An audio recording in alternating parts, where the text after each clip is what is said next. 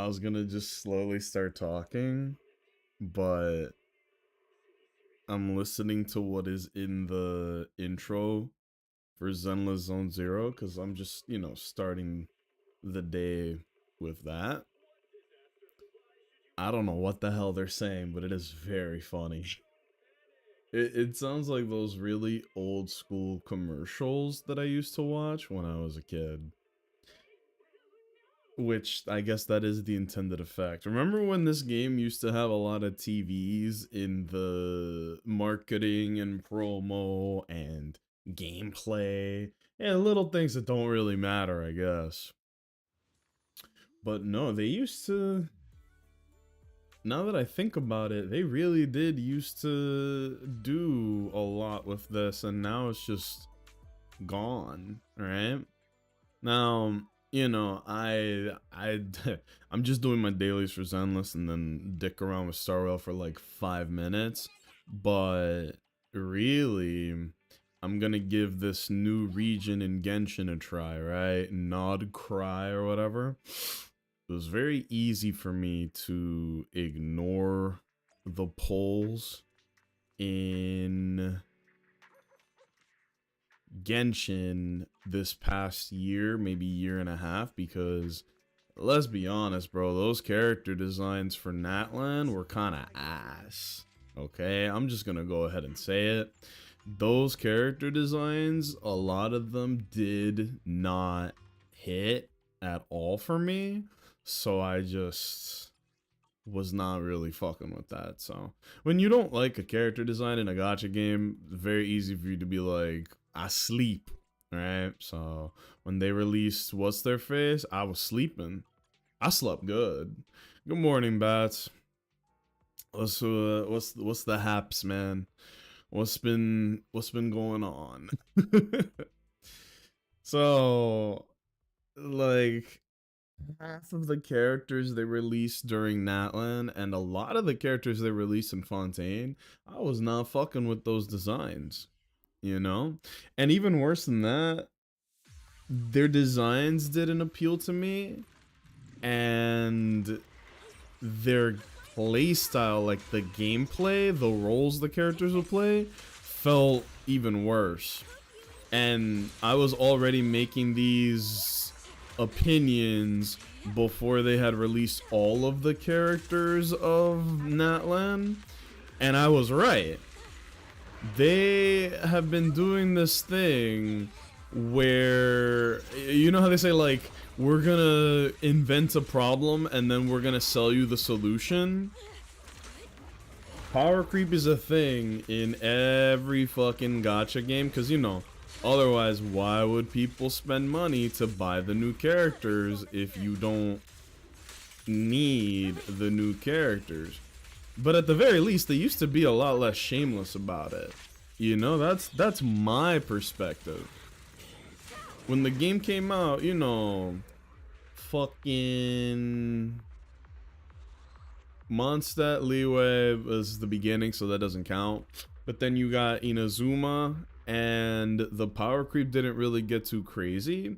And it was only until the end of Inazuma where they started being like, all right, you need a character with a lot of electro, otherwise Raiden is just going to one-shot one of your characters. Not that bad of a penalty, not that bad of a requirement, because if, like, worst comes to worst, bro, you had Lisa and you had the Electro Traveler, right? So it's like this boss and their mechanics aren't the end of the world for you, because you do technically have ways to deal with them, and they're not even shitty ways to deal with them. They're like perfectly fine solutions.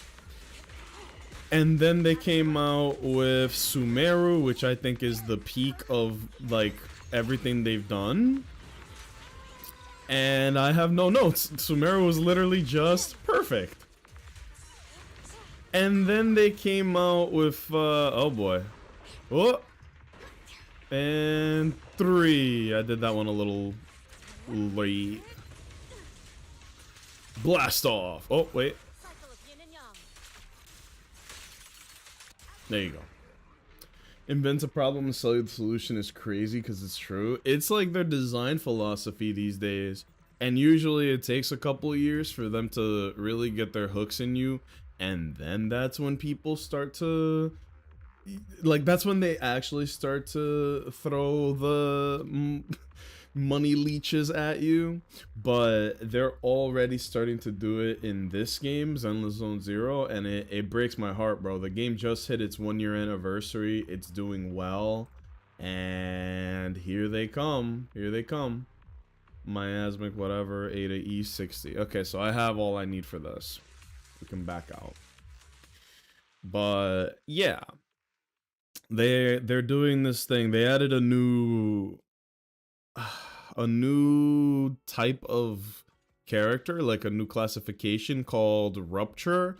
And the thing that makes them special is that they are able to go through defenses, right? They have built-in auto defense ignore in the kit, which is hype. But the problem is that all of the content is beginning to revolve around that, and they love to sell you like one character is an ether element, which is the little purple stars, and okay, she's Rupture, she's ether, seems really powerful. What do? I have an idea. Why don't we create another boss that requires Rupture to fight them, but let's make them resistant to ether so that it makes it, if you use the previous character, you're gonna have a really bad time in the content because it's just gonna be slow and clunky and literally made to be punishing for using the one Rupture character you have, because they go, no, we want you to use the new Rupture character.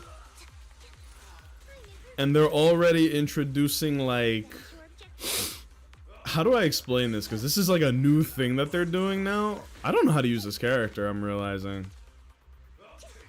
How do you use her freaking punch? I don't know how I'm doing this. 1, 2, 3. How do you do this? No, it's not working. Well, this is just training, so you know. Who the fuck would get mad at somebody for practicing? There you go. Yeah, see, I'm not able to get out the punch. So when you have the yellow meter under her portrait filled out, it allows you to use like her big cash out damage combo, but I'm holding the button and it's not coming out. I don't understand how Seed works. Buys insurance, gets hit by car, your insurance doesn't cover what you need. This upgraded $100 more. Oh yeah, insurance is a scam. You want to talk about scams? I have a new scam for you. College. I was excited to go back to college. I'm gonna be so real. I have had 3 days of classes, 4 classes per day, and I have learned absolutely nothing. I'm paying attention. I have my notebook out so that I can write notes, and the professors are not saying anything that is worth writing down. Not my opinion either. Like, they're either just directly reading from the fucking slides, or even worse than that, they just go off topic for like 20-30 minutes. All they do is complain about like, oh, everybody takes notes on their laptops. I don't like that. I feel like you lose something in that. And it's like, dude, shut the fuck up and teach me how to code. Like, college is such a massive scam, and I want you guys to know this. I'm using the GI Bill in order to get my education, so I don't have to pay to get my classes. Instead, the government literally pays me to do my classes, but it will run out. And 2, I had to be in the Marine Corps to earn my GI Bill, and I feel like it is being evaporated in front of my freaking eyes with the way that college is a massive scam. I have it good and I'm still pissed off. Why is college such a scam? blows my freaking mind, dude. My first few days, I'm like, I learned this in 3rd grade. Half the kids be asleep. My debt. Yeah. If I had to pay for my classes, I think I would actually have a heart attack.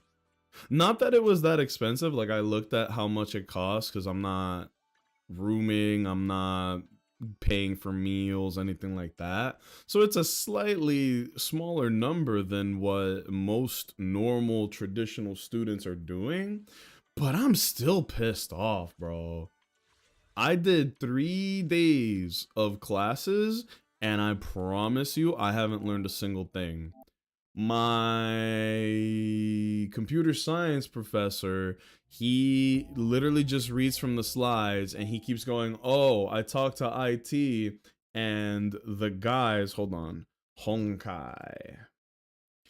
And they said, oh, the guys are saying we're gonna have our programs and labs on this Thursday at the earliest. Okay, why the fuck is it that in a computer science class, it's gonna take us day 4 of classes to actually get hands on with a computer and learn the basics of coding? Day 4, bro.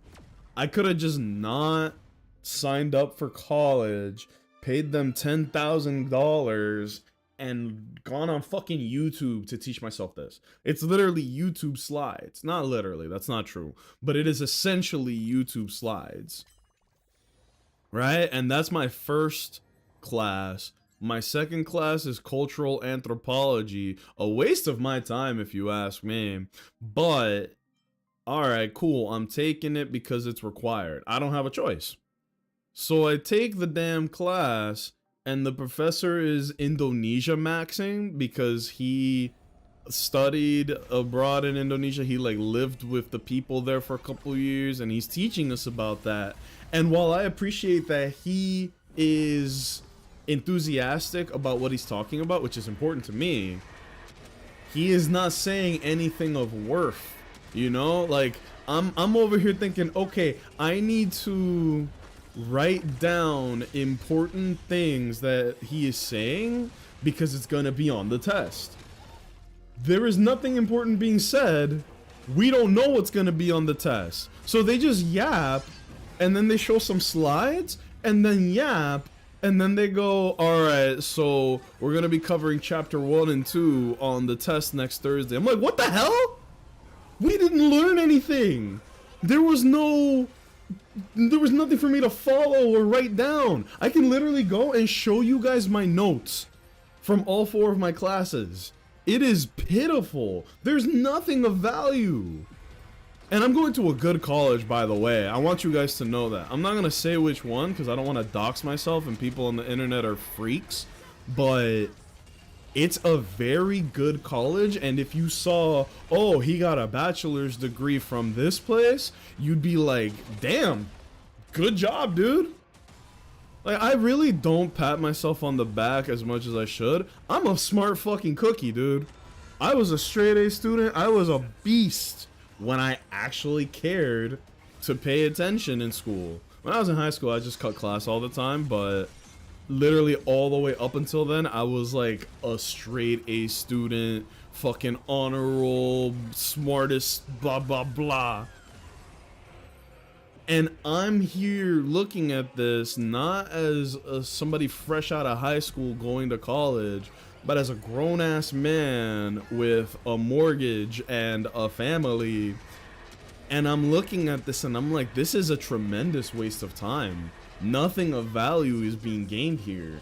I'm just fucking beating my dick all semester so that I can get a piece of paper that says that I'm a smart cookie. It makes me angry how pointless the classes feel to me, because I was excited. Like, please don't get me wrong, I was excited to go back. I am a grown man now, which means I have the patience, I have the foresight to be like, this stuff is important and I need to pay attention, and it's very easy for me to do that, all for it to be pointless. It feels pointless. Holy hell. So I'm really disappointed. And the only thing that is making me not lose my damn mind is the fact that one, I'm obviously, like I said, I'm not paying for the classes. The GI Bill is. I earned that GI Bill, but the important thing is I just started. So these first couple of days are gonna be softballs. But oh my god, when the professor spends more time bitching about how he doesn't want phones and laptops in class than he does actually fucking, I'm gonna delete Overwatch. This game pissed me off. When the professor spends more time bitching about how, oh, I don't want you guys having phones in class, I don't want you guys doing X or Y. Wow, this is the first time they changed the boot up menu in Genshin on PlayStation. It's the end of an era, bro. But alright, this is what we're really getting into today, is Node Cry. I'm annoyed that we're not going straight to Shneznaya, but whatever reason they did this, I am down for the ride. What was you talking about for 3 hours, Teach? It's just yapping. Like, what the hell, man? It infuriates me how much college is a scam. Cause people say, "Oh, you can't get a good job without a good education." I'm gonna spill the beans. You guys want to know how much money I was making with HVAC? It is physically demanding on the body. Your jaws are gonna drop to the floor. I'm just gonna tell you guys, because I don't want to do HVAC anymore. I don't plan to ever pick up a wrench for the rest of my fucking life. My body is destroyed from the combination of the Marine Corps and 8 years of HVAC install. I have mad scars all over my hands because of that trade, you know? No phones in class? This isn't the 9th grade. We're adults. Just teach before I start swinging. Yes! He literally can't tell you that you can't have your phones. It's not high school. Yes! Also, hello, JT. Good morning. I have started college classes and I am angry and disappointed with it. And I have a lot to say. And you're right, because think about it. It's what I just said earlier, where it's like, dude, we are all grown-ass adults. We have kids. We have partners. We have responsibilities outside of this. We have work. I don't have work. I have the GI Bill, and that's what it's for. But you get my point. Like, we are busy people. When the professor is spending half his time talking about, oh, no phones, no laptops, and then he bitches about rice for 40 minutes, I want to snap. I want to grab him by the neck and snap him like a twig. And of course, I thought I was going crazy, but I got invited to a group me for the class I'm talking about, the 4th one, which is the worst one. And a bunch of the students that are in there too, they were like, dude, I zoned out for 2 minutes and then I zoned back in and he's yapping about rice. Like, quite literally yapping about rice. All right, where's this new region, bro? Where's the new region just dropped? I'm trying to drive by. Where is it? Seriously. Am I early? No, right? The new region's here, right? Am I tweaking? New characters there. Good lord, can they get more egregious with it? Let's see what she can do. Oh my god, that's a lot of stuff. Crystal top up, reset, go purchase. From September 28, you will receive 4 pieces of mail from blah blah blah blah blah. Okay, let's relax. This is too many. Too many. I know. Present. Okay. But yeah, man, let me collect my thoughts real quick. Llama is a Dendro support character who enables her party members to trigger Lunar Bloom and enhances Bloom, Hyper Bloom, Burgeon, and Lunar Bloom reactions. This is so shitty because apparently they power crept C2 Nahida, who was the strongest Dendro character, and now is not it. Lunar Bloom provides the party with valuable verdant dew. Llama herself and certain characters can utilize the talents to consume verdant dew to Lunar Bloom. The damage can deal crits. When her skill is tapped, she summons a Frost Grove, deals Dendro to opponents, and lowers their Okay, shreds resistance. She consumes all dew in game's Moonsong stacks. Moonsong helps Elemental Burst generate more Pale Hymn. Yeah, the word salad in Genshin has not gotten much better. After Llama uses her Elemental Burst, she grants nearby party members a fixed number of Pale Hymn, increases Broom, blah, blah, blah, blah, blah. Okay, so the burst just increases damage on Dendro reactions. Just fucking say that, my G. Alright, so you just do this. Uh-huh. And then what? Then what happens? This is... What? Whoa! What the hell is this? What was that form? I didn't even... When did I go into that? What the hell was that? Why did I turn into a damn deer? Ah! Why she look like that? How do I know if I've consumed the stacks? I don't see any meters on the screen. Oh, I got two little wings around me. I don't understand this game anymore, man. I'm gonna keep it real. I don't understand this game anymore. You can get a good job without it for sure, but there are certain careers that need education. Issue is that it was made common to go no matter what, even if it's not needed for the job you want. Yep. I will tell you this, without my associate's degree, I probably wouldn't get paid as well as I did in HVAC. It allowed me to be more competitive and aggressive when it came to my requests for my money, right? Like I was like, yo, I want to get paid X amount, and they went, damn, bro, you drive a hard bargain, but it's not like we can say no to it. So I'll tell you guys, right? When you get to the high end of HVAC, like I did, this is how much money you can make. Hold on to your butts. As of the end of the summer, I was making 47 an hour. And I hated it so much that I still said, fuck this, bro. It's not worth the money. It's not worth the money.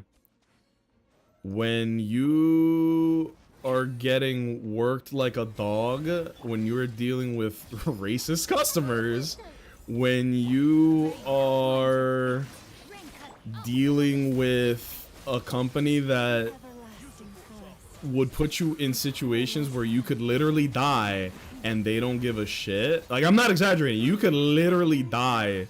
Do it. What does this do? When you can get put in a situation where you can literally die and the company doesn't give a shit about you, it really does make you kind of go, damn, bro, this sucks. Like, I'm sure you guys have heard this phrase, not all money is good money. That is the definition of HVAC. It isn't worth the money. It's only worth, like, I only got paid that much because nobody wants to do the fucking job. There's a reason why not a lot of people want to do trades, you know what I mean? That is really good money though, damn. I know, yeah. And like, I don't want to sound spoiled or nothing, but I promise you, it wasn't worth it. Like, I really wish I could have done a day in the life type of video or something to show y'all how absolutely miserable HVAC is. Every single person I know that works in HVAC wants to kill themselves. I'm gonna put it bluntly because I'm not a little bitch. Nobody who works at HVAC likes their job that much. It sucks. And like, I'm trying to focus on how the hell to play this new character. It's not clicking for me. She seems really shiny. That's it. But yeah, so... Oh, right, and then you do this to activate the blooms, right? Yeah. And then this just does that really only just amplify the damage? I guess so. I think I understand.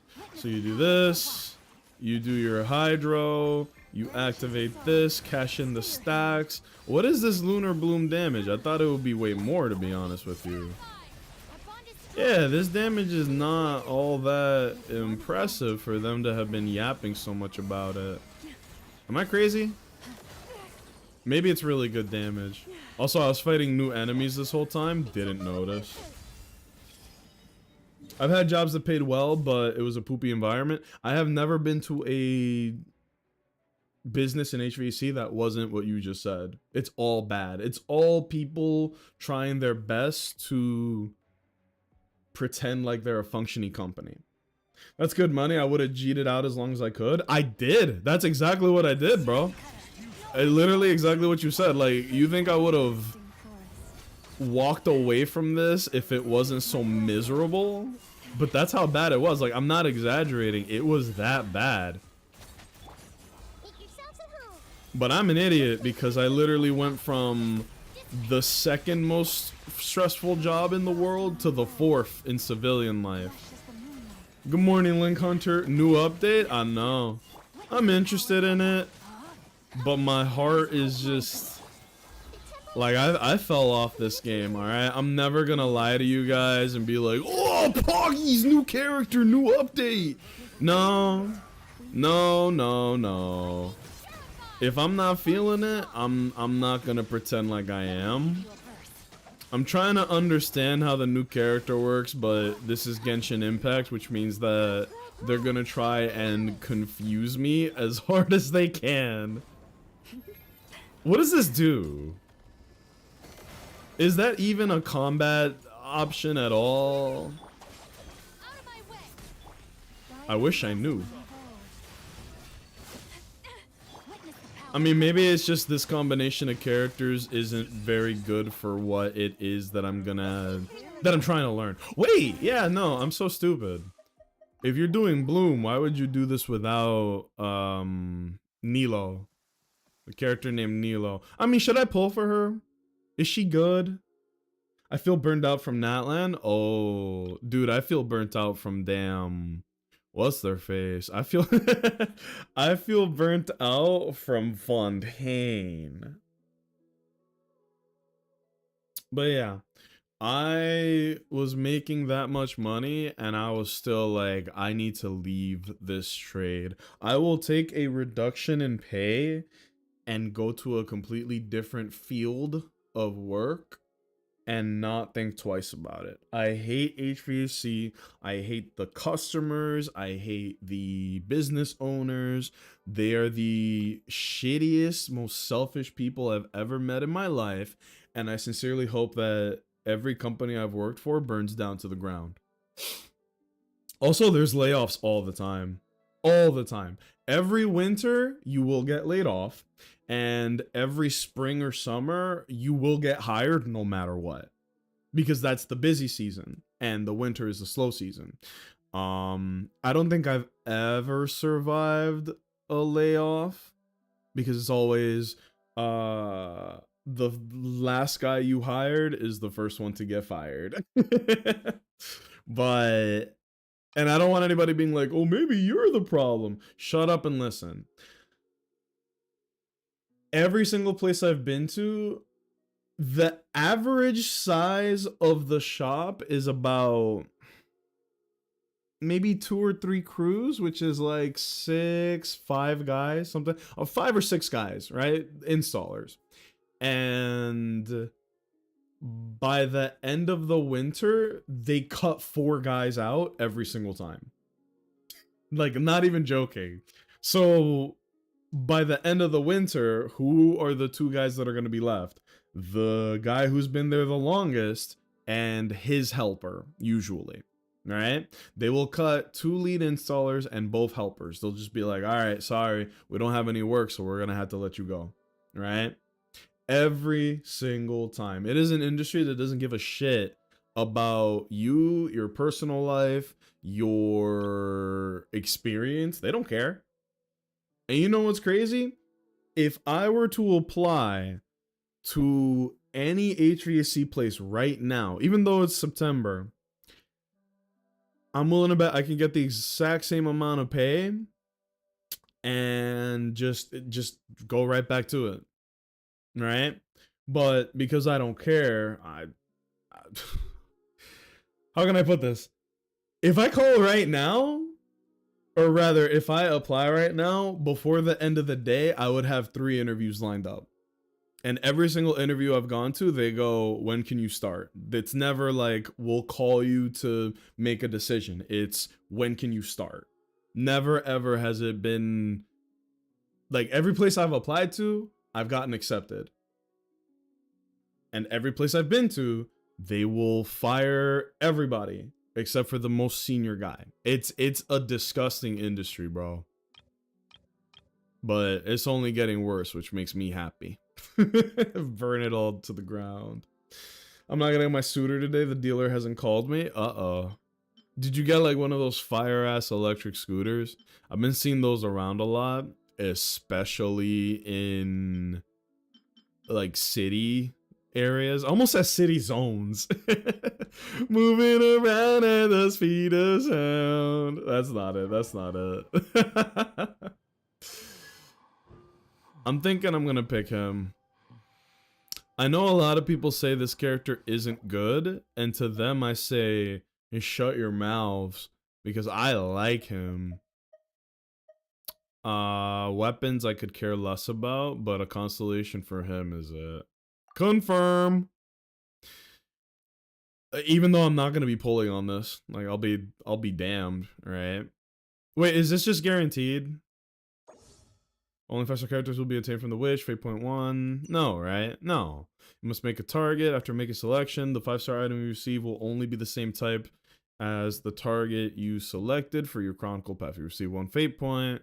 Yeah, way to obfuscate how this works with a lot of word salad. You don't need all this dialogue. You could just cut it down to like 2 sentences explaining how this works. 5-star you receive from the wish will only be the same type as the target you selected. Wait. After making a selection during this chronicled wish, the 5-star item you receive will only be of the same item type as the target you selected for your path. So because I picked him, which I'm fine with, that's what I want, it won't let me get a weapon. It will only let me get one of these 5 characters. That's what that's saying. You'll receive 1 fate point for 5-star weapon character that is not the one you choose. Once you have accumulated the fate points the next time. Yeah, so basically I have to pull on this. There's a small percentage chance that I'll get him. And if I don't get him, I get the fate point. And then the next time I get a 5-star, it'll be him. Sounds like a scam to me. Why would anybody... Wait, no, actually, why would anybody pull for an older character when the new characters are literally always the better option every single time? Always, always, always. That doesn't make sense to me in my head. Whatever. Should I pull for her? Technically, you always will have a job, but I get it. No, no. No, it's the opposite, bro. When you work in HVAC, it doesn't matter how senior you are, because no matter what, you'll never be the most senior guy at a shop. Every single place everyone goes to, you will get fired or laid off, rather, not fired. You will get laid off due to lack of work in the winter. The winters are so slow that no HVAC companies are able to keep a full crew, so they just lay people off. So it is a revolving door of, man, work is getting real slow in the winter, into, oh boy, we have so much work in the summer. So they're going to work you like a dog in the summer, and it doesn't fucking matter how good you are at your job, how many 5-star reviews you get for the company. They're going to lay you off in the winter when the work is slow. That's what I mean. The whole fucking HVAC industry is full of vampires and fucking terrorists, bro. Should I pull for her? I don't know. Like, I like Bloom, but I just don't know. I don't know. Is she good? Take them off. Malazines like to play pranks sometimes. That's moving around too much. That has to be stressful. Yes. Yeah, you get it. And that is why I will not be doing HVAC for the rest of my days. I'd rather die. Oh, god damn it. Like, the money is there because you have to basically trick people into doing this trade. What if I was like, yo, for 47 an hour, you have to spend 8 hours in somebody's hot ass attic when it is 95 degrees outside? 95 if you're lucky, because it's usually way more than that. Right?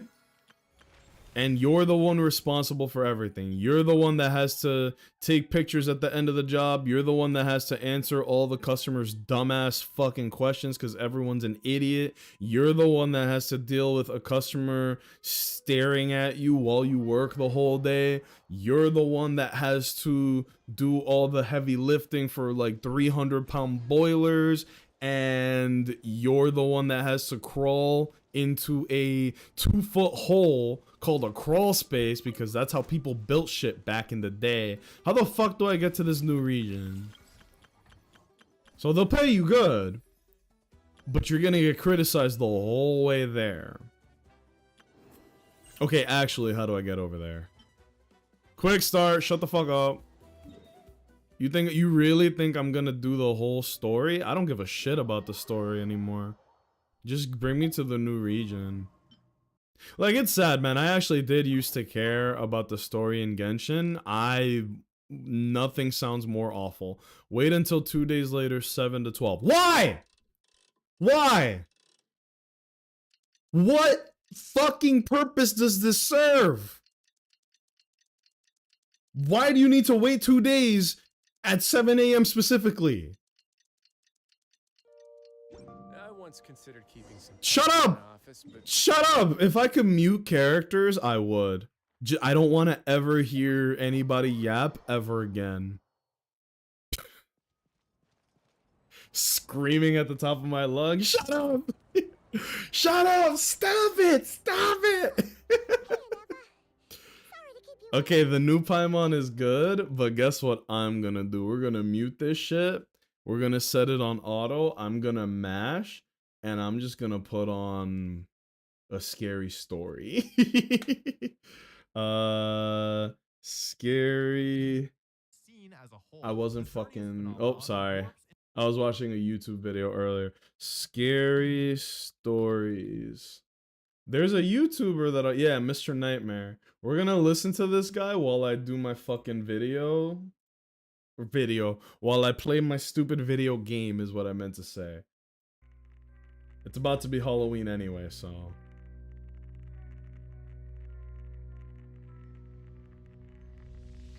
Because I genuinely don't care. There's nothing of value here. Alright, story time! My girlfriend and I recently moved into our new house. It's honestly the home we've been dreaming of. Congrats! Perfect fit for us. We have a cat named Bella, whom we rescued together. Aw. So everything felt perfect when we first moved in. That's a pretty good name The for a only cat. downside at first was the house to our right. It looked abandoned, as the owner had started renovating it but never finished. That's gonna lower your The layout of property the house value is such that on considerably. Our right, there's a space for the entrance to our back garden, and next to that is the abandoned house's entrance to its back garden. There's no fence separating the two, as the owner removed it to install a new one but never completed the job, leaving both back gardens with open access. Behind the abandoned So the house houses is are another linked property by their separated a fence. backyards. From what we could see, several young men lived there. Occasionally, when we returned home, we'd see them cutting through the neighbor's back gardens. I don't like that. Wait, go back? Didn't they say it was an abandoned house? Property separated by a fence, open access. Behind the abandoned house is another property separated by a fence. From what we could see, several young men lived there. Occasionally, Okay. It's a frat house. when we returned home, we'd see them cutting through the neighbor's back The house gardens from to like reach the front PC of the Principal in South Park. We didn't think much of it at first. Maybe they knew the owner and had permission. Fast forward to our first night in the new house. We were sitting in the back garden, enjoying the space, and looked up at the houses behind us. Well, if it's an Just abandoned out of house, who gives a curiosity. shit? That's when we noticed a man staring blankly at us from a window. He wasn't hiding it. He made it very obvious.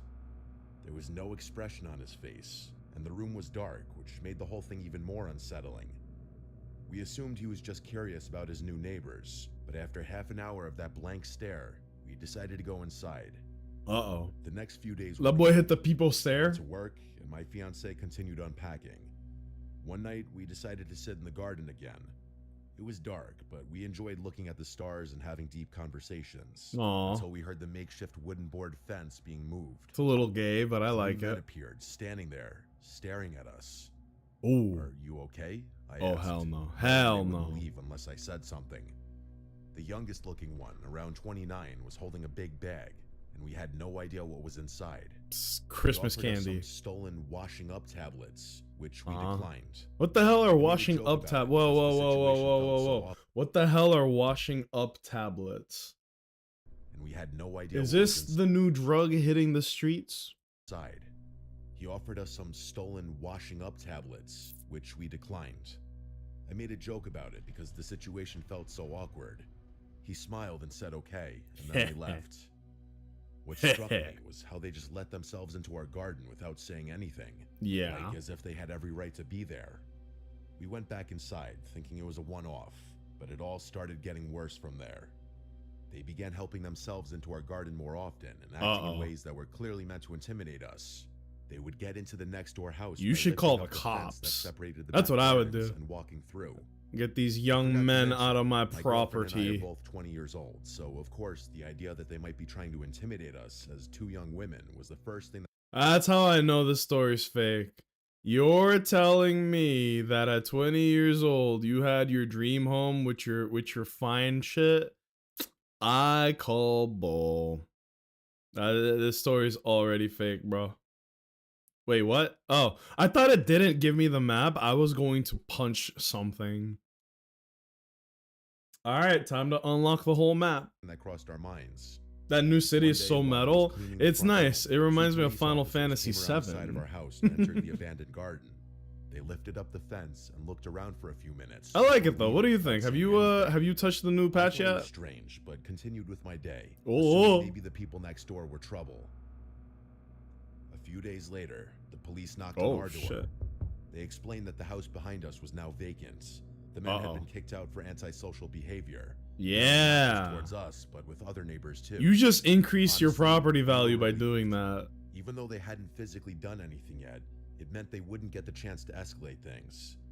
We continued so settling you into the thought. house, but one day, while I was in the bath, I heard a loud bang outside. I quickly got dressed and ran to LAPD find my girlfriend. freeze.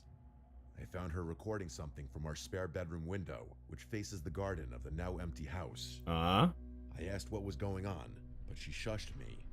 After a moment, she explained.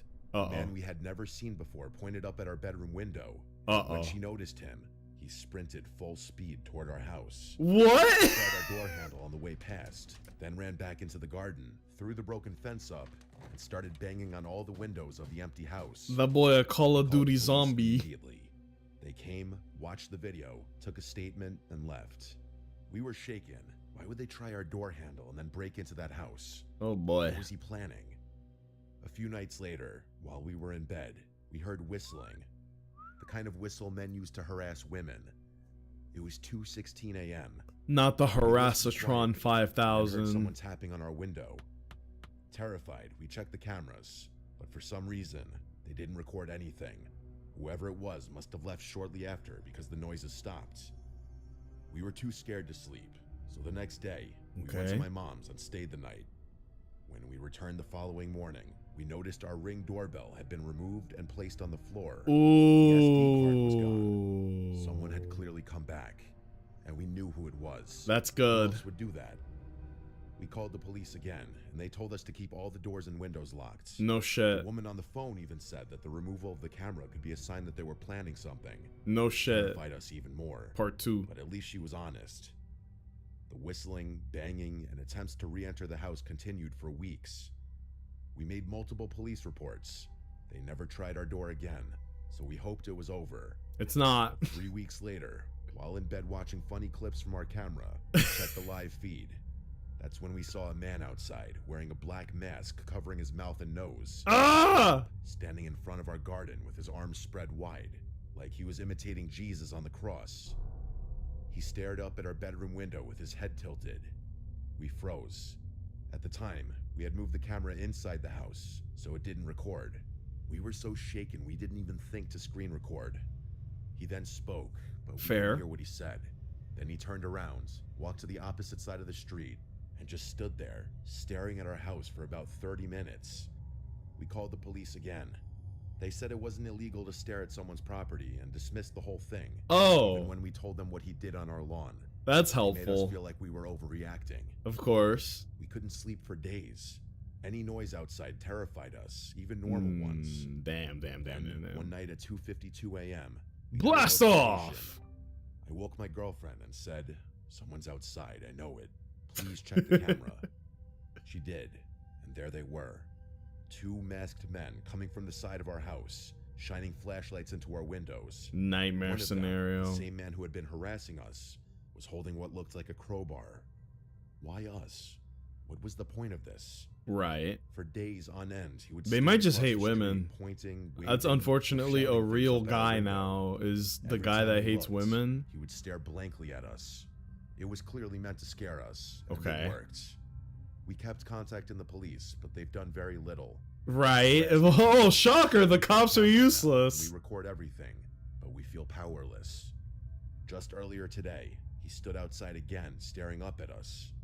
We got it on video, and we're absolutely terrified, but we'll update if anything else happens. Bro, whoever this guy is, he's a fucking beast. Did you just see what he did? Let me preface this by saying I'm not crazy. I know how this is gonna sound. Guy who's Paranoid, crazy? unhinged, delusional, but I swear, everything I'm about to tell you actually happened. It started with a face, or more accurately, faces that all looked just slightly off. 3 months ago, I ended a relationship with my Oh, ex, you have to Caleb. like We'd been overkill together them for almost them 2 to years, die. and the breakup was long overdue. Wow. Caleb wasn't violent or anything. He never hit me. He was Interesting. controlling and possessive in that low-key and calculating kind of way. Perhaps the worst kind of way. Caleb He'd sounds do like a things track dirtbag. when I'm on my phone and quiz me on things I'd done that day to see if I'd give the same answer twice. Fellas, what's the name of a person that you can't trust with your life? Like, I hate to say that, you know, like, a name shouldn't matter, but I feel like every person I've met with certain names are bad news. And I'm not ashamed to say it. And if you happen to have this name, my bad, G. Every person I've met with the name Jeremy is either a little bitch or the betrayer, right? I have literally never had a good experience with anybody named Jeremy. There was one Jeremy who was really cool, but I didn't get close to him in fear of exactly what I just said. Like, you're gonna betray me, Jeremy. He didn't, as far as I know, but if I got close to him, he would have. I don't have proof. I just have vibes. The other one is Philip. I don't fuck with Phillips. After I left, Phil is different. changed my Phil is number, different, but disabled my Philip, social get on my media, face. Even moved apartments. I thought I Very was in the clear. important distinction. Then came the Bob police. or Chadley? Oh, you're It was a living Tuesday life in morning. hard mode, bro. Stopped by this little There are hole-in-the-wall so many coffee shop near my Bobs. new place. There's Bobs Only everywhere. Does Robert count? Do you fuck with Robert? I fuck with Rob. Rob is cool. Rob is always cool. Bob, can't say I've met any Bobs. Or Let me preface this Chadleys. by saying I'm not crazy. I know you hate I Final know how this is Fantasy. gonna sound. Fuck Paranoid, Chadley. unhinged, delusional. Whee! But I swear, everything I'm about to tell you actually happened. Oh, goddammit. It started with a face, or more accurately, faces that all looked just slightly off. 3 months ago, Rob with I two ended a Bs? Oh, relationship they're with my scum. ex, Caleb. You should have We've been together specified that, almost bro. 2 years. Rob with two The breakup Bs? was long Scum. overdue. Caleb wasn't violent or anything. Get away Never from hit me. He was controlling and possessive in that low-key and calculating kind of way. Uh-huh. Perhaps the worst. I had kind. an ex like that. He'd do things like track when I'm on my phone and quiz me on things I'd done that day to see if I'd give the same answer twice. That's crazy. After I left him, I Yeah. changed my number, disabled my social media. As and you moved should. apartments. I As thought you I was in the should. Clear. Then came the barista. It was a Tuesday morning. The I stopped by this little barista. hole-in-the-wall coffee shop near my new place. I'd only been there once or twice. As I stepped up to the counter, the barista, a girl about my age, smiled at me, but something about her expression made me pause. She tilted her head and said, "Good morning, sunshine." I froze. Oh hell no, That she a was bot. Caleb's nickname for me. It was not a common one. He used to say it sarcastically whenever I was upset, like, "What's wrong, sunshine?" He enjoyed pushing buttons. What an I asshole. brushed it off. Maybe it was a coincidence. But then it happened again. A few days later, I took a ride share to work. A different driver than usual, older guy, maybe in his 50s. He kept glancing in the rearview mirror like he was trying to recognize me, and then he asked me if I ever figured out what I was running from. He said it as casual as could be. I What? simply responded, "What?" And he just chuckled and shook his head like I was in on Does he have the something. whole city Caleb said that to me against once. them? After I told him I needed time to figure myself out, he leaned in, dead serious. Wrong and asked, answer. "Ever figure out what you're running from?" Oh. Now, two strangers have repeated things he said, word for word. It kept happening. A woman at the grocery store bumped into me and whispered, "You don't get to just disappear." A What the guy on the fuck? street Are they said, still "Still dreaming? wearing your hair like that," as he passed. This is a Another weird one. Someone who worked in my building said, "You always liked this song," while humming the exact tune Caleb used to play when we argued. It Bro, wasn't their what? faces that freaked me out. It was the way they looked at me, like they knew me, or at least thought they did. They all had different faces, but their eyes all had the same expressions. I started thinking I was Was going she crazy, dating a but who else could sorcerer who explain it? put everyone under Maybe their something I spell? wasn't proud of. I contacted Caleb, not directly. I sent a message to his sister. Okay. I told her to tell him to stop.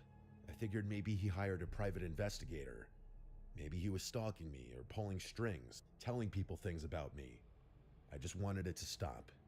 She texted back the next day, saying, "I don't know what you're talking about. Caleb's in rehab. He's been there for 6 weeks with no phone." Learning I sorcery. didn't believe her. I thought she was covering for him.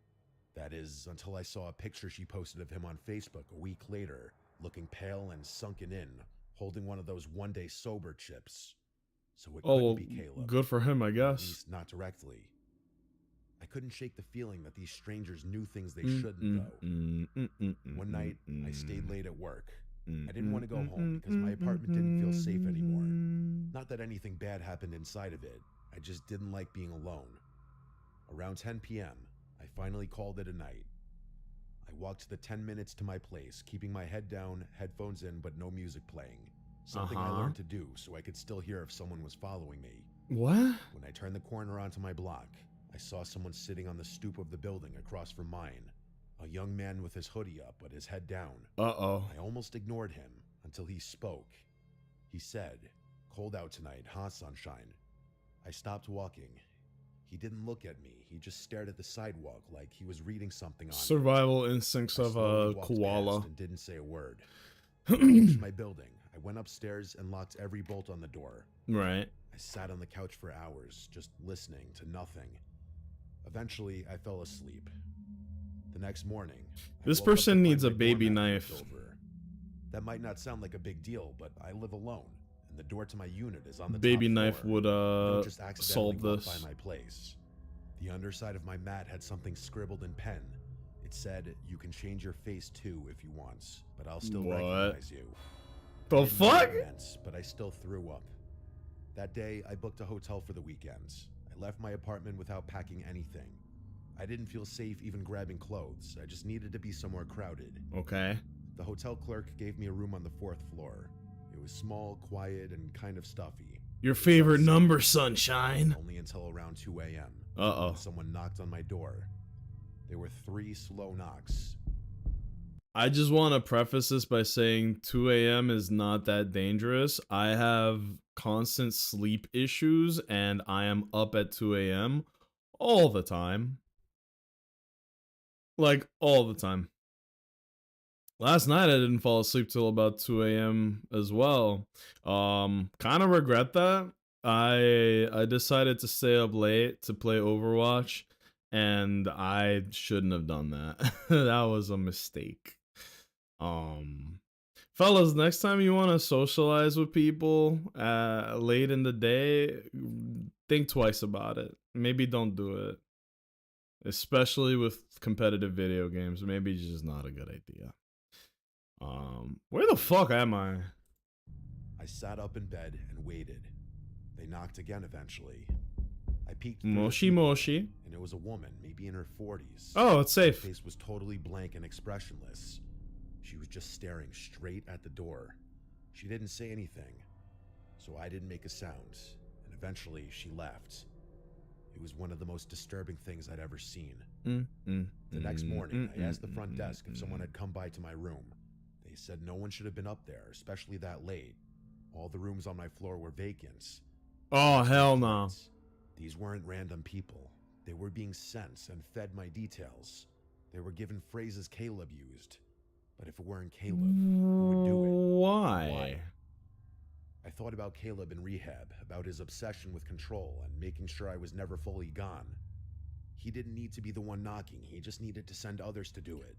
So I started digging, and there was one conversation I remembered from months before the breakup. Caleb talking about a forum he was on, a place where people shared tactics. He made it sound Uh-oh. Reddit or 4chan? like it was for productivity or self-improvement. I don't remember the name of it. Honestly, I don't think he ever gave me the name. But in Uh-oh. retrospect, it sounded like some creepy cultish roleplay crap. Yeah. Except it's happening to me for real. Someone, probably Caleb, had hired people to say his words and mimic his patterns, so that even if he was out of my life technically, I'd still be constantly reminded of him. It wasn't stalking in the traditional sense. It was psychological graffiti. Advanced Like he was spraying himself stalking. onto strangers so I could never be sure who I was looking at. I The don't think fuck? it's about watching me, but rather about making sure I never stop watching for him. I moved again and disappeared off social media again. I even dyed my hair. I told Okay. friends not to tell Wait, anyone what's the where I point of was. this?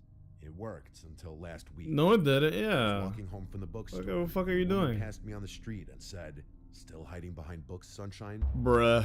I didn't stop walking even just to look at me. I don't think this will ever stop. Maybe he paid some crazy underground service. Is to he do a this for me for sorcerer? years. Because Who there's no knows? explanation for how he's Made it doing public. this. Maybe this is Let some me pause this. This is getting too stupid for me. Sup, Nacho. The back in an hour felt really long, or was it just me? Damn, you're setting up stream jokes that go from episode to episode now? That's crazy. Early Nacho goodness. Good morning, Jake. Yes, sir. Almost, dude, I put slash raid. Because I have to do like the manual shout outs now. Because Nightbot seems to have been struck by Zeus or some shit. But I'm so used to pressing like slash raid and not slash shout out. Ooh. that would have been bad news bears. Alright, fellas, we're raiding out to Jake. sick underground game now. Good morning, Who can gang. scare Sunshine the How we best? doing? I'm playing Who that can get new the closest Genshin, without and touching? we're listening to some scary Can't trust stories anyone's because face I cannot anymore. be bothered to pay Constant attention to what's paranoia is happening truly in the eating away at my game. mental I health. just want to clear out the map and do some fights, you know? Was that the end of that story? Yeah, that story was... Best. Who can get the closest without sick? Do this to me for a year. Who knows? What? Maybe he made it public. Maybe this is some sick underground game now. Who can scare Sunshine the best? Who can get the closest without touching? I can't trust anyone's face anymore. The constant paranoia is truly eating away at my mental health. Nah, sounds kind of stupid if you ask me. Good morning, Wise. How's it hanging? Whee! Ooh, My this is family is a pretty. group of homebodies that don't travel, so everyone was surprised when my aunt proposed a trip to one of Michigan's Great Lakes. We agreed, wanting to create new memories together. My cousin booked a spacious Airbnb that could somehow accommodate all 18 of us, which felt like a miracle considering the price. The Okay. house sat right on the beach with gorgeous lake views that stretched for miles, almost like an ocean. Most of us claimed rooms in the main house, but because of our large group, some of us were placed in a second building directly behind it, a 2-story garage with bedrooms upstairs. My 3 cousins and I were assigned to sleep there. At first, we didn't think much of it. We spent most of the first day enjoying the hot tub, relaxing on the beach, and soaking in the scenery. It wasn't until night that we entered the garage for real. Okay. The space was outdated and neglected, with carpeted bathrooms that smelled like mold. Let me pause there. I just want to say that anytime I listen to any like horror, spooky, poopy, whatever, The moment that there's more than one person involved, like if you're not alone, all of a sudden it's like 80% less scary to me. There is a real truth to the saying that there is strength in number. Who the fuck are you, bro? There is truth to the saying that there is strength in numbers, because it's like there could be a serial killer on the loose. If there's 10 people in the room with me, I'm honestly not that afraid, you know? I don't want to put that to the test or anything. I'm just saying, like, they're talking about their cousins and their family and all that. I'm automatically not scared. I couldn't tell if this was audio from the game. Imagine. Whoa, Genshin's production quality suddenly shot up tremendously. What the fuck? Nah, nah, nah, nah, nah. Why are we listening to creepypasta? So, you know how to get to Nod Cry or whatever, I had to do a little bit of the story. But as you know, I hate Genshin and I hate the story in Genshin. So as soon as Paimon opened her mouth, God bless the new actor. I have no beef with them. I couldn't take it. I was literally like, Wise, before you came in here, I was screaming at the screen, going, "Shut the fuck up, shut the fuck up." The game is way more fun when it's muted and you're just exploring around. This shit feel like Breath of the Wild. I'm trying to find where to get to the new boss though. I don't know how to do it. And then maybe I'll pull for Lauma. Maybe. It was obvious we'd be up late. I'm not pulling on every character, just the ones that really actually appeal to me. My cousin Maria complained about how we got stuck with the worst place. Maria! I started Sorry. to feel uneasy, like something bad was coming. That was unnecessary. I've had this feeling before, a rare kind of intuition that usually ends in a nightmare or something worse. Nightmare, nightmare, nightmare. Cousins to stay alert, and they listened, especially since we'd all experienced a break-in before when we lived in Detroit. Oh, that's not Around great. midnight, the bell rang from the first floor, signaling the wash was done. I Oh, went downstairs alone, swapped the load into the dryer, and brought up the clean-smelling sheets. When my cousins saw how clean they were, they I'm wanted kidding. their bedding washed too, so I kept going up. Is this and up relevant to the recycling the story? sheets. At around 2:37 a.m., we were finally done. We made the beds, and we're too tired to stay up any longer. My cousin Nikki insisted we leave the light on. Hey, this storyteller might just be ass, bro. Where is this going? All we've heard is we're at an Airbnb. I went to do my laundry. Things got crazy when the timer went out. The laundry? Yeah, I got a load for you right here, big boy. Like, what is this fucking story?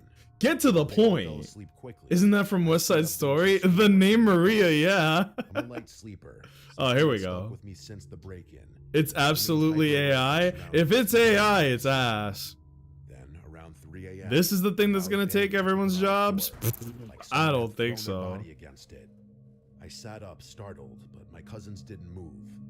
I tried telling myself it was just wind. I saw the but color noise was too green. heavy for that. Still, I stayed quiet and tried to sleep. But then it happened again. Same deafening crash, this time shaking the garage door. It's the fucking moonlight butterfly. Why he got legs like that? Ew. Now, watching the lamp-lit room as my cousins continued to sleep. No animal or gust Blast of wind could off. cause that. 20 minutes later, the third boom hit. The garage shook again. Mr. President, the third bloom has hit the tower. I asked if they heard that, already knowing the answer. Nikki asked what that was, and I said I don't know. But Who the this fuck third is time I'm Nikki? hearing it.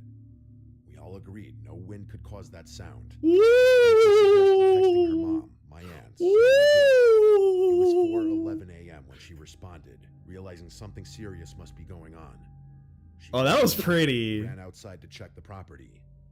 We stayed upstairs, too afraid to move, until we heard knocking. It was my uncle at the door. Moshy When mosh. we opened it, we saw him standing there with my dad and a few of our older male cousins. That's when I knew it was serious. There was no wind, no one playing. Oh, Infinity Nikki. I didn't know this was a crossover episode. He said there was someone on the property, and that's what made my heart sink. I threw everything into my suitcase, and we all rushed out of the garage. Once inside the main house, most of the family woke up from the noise and commotion. We sat in the living room, trying to piece it all together. I told them about the first two loud crashes, and my cousins confirmed the third. Uh-huh. My aunt explained that when my uncle went out to investigate, she followed him. He shouted hey at someone standing This by the storyteller is garage. The door ass. to the main house slammed behind her right then, and there was no wind to explain it. She feared someone might have slipped into the house, so she ran to wake my dad and Oh, cousins. now we're After getting searching, spooky. no one else was found inside. What's shaking, chip My uncle dust? described what he saw. A man stood behind the garage, not hiding or moving, but staring like he wanted to be seen. Yeah, he just wants My the uncle 3 called cheese out, pizza from but he earlier didn't in the flinch. story. What He the simply fuck is walked the... away and vanished, not into the darkness, but into thin air. Oh, he's a fucking The ground gave me specter! crunch, and there were no footsteps. Oh My no! uncle's not someone who makes up stories. Oh no! He's a serious, logical man, which made everything scary. Woo! My brother had jester cards, one in the main house and one We in the got her. garage. The one in the garage was twisted and demonic looking. One cousin pointed out that jesters symbolize mockery, and the loud sounds happened around 3 a.m., the so-called devil's hour. It was as if we were being taunted. My uncle had even checked for footprints, but saw only his and my Imagine that the cousin's, character you're not my playing aunt's. with is using Another AirPods cousin and drove listening down to the the road spooky during the video. night to try and spot I like someone, that. but found no one.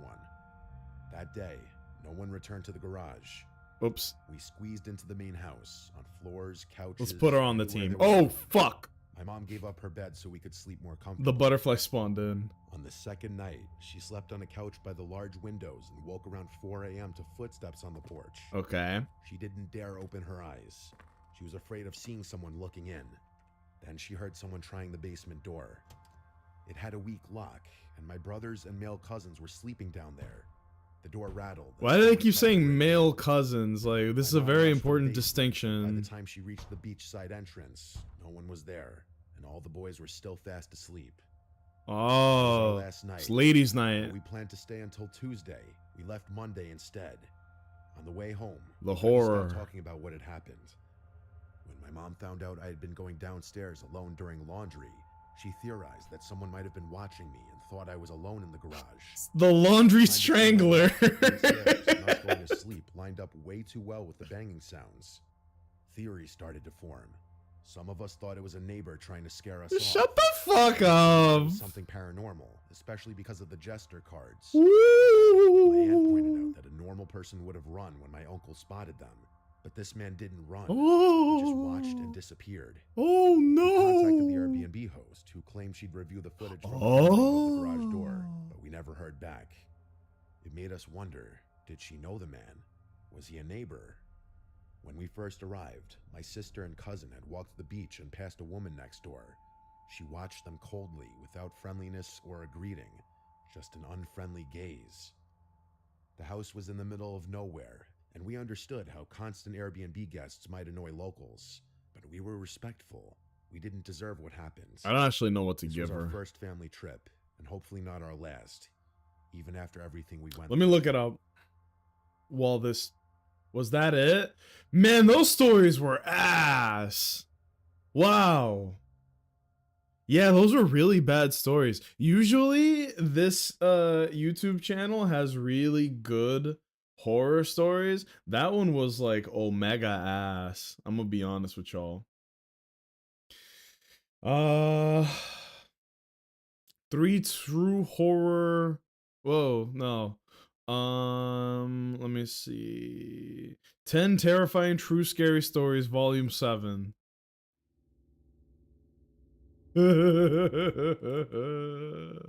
Which made everything scarier.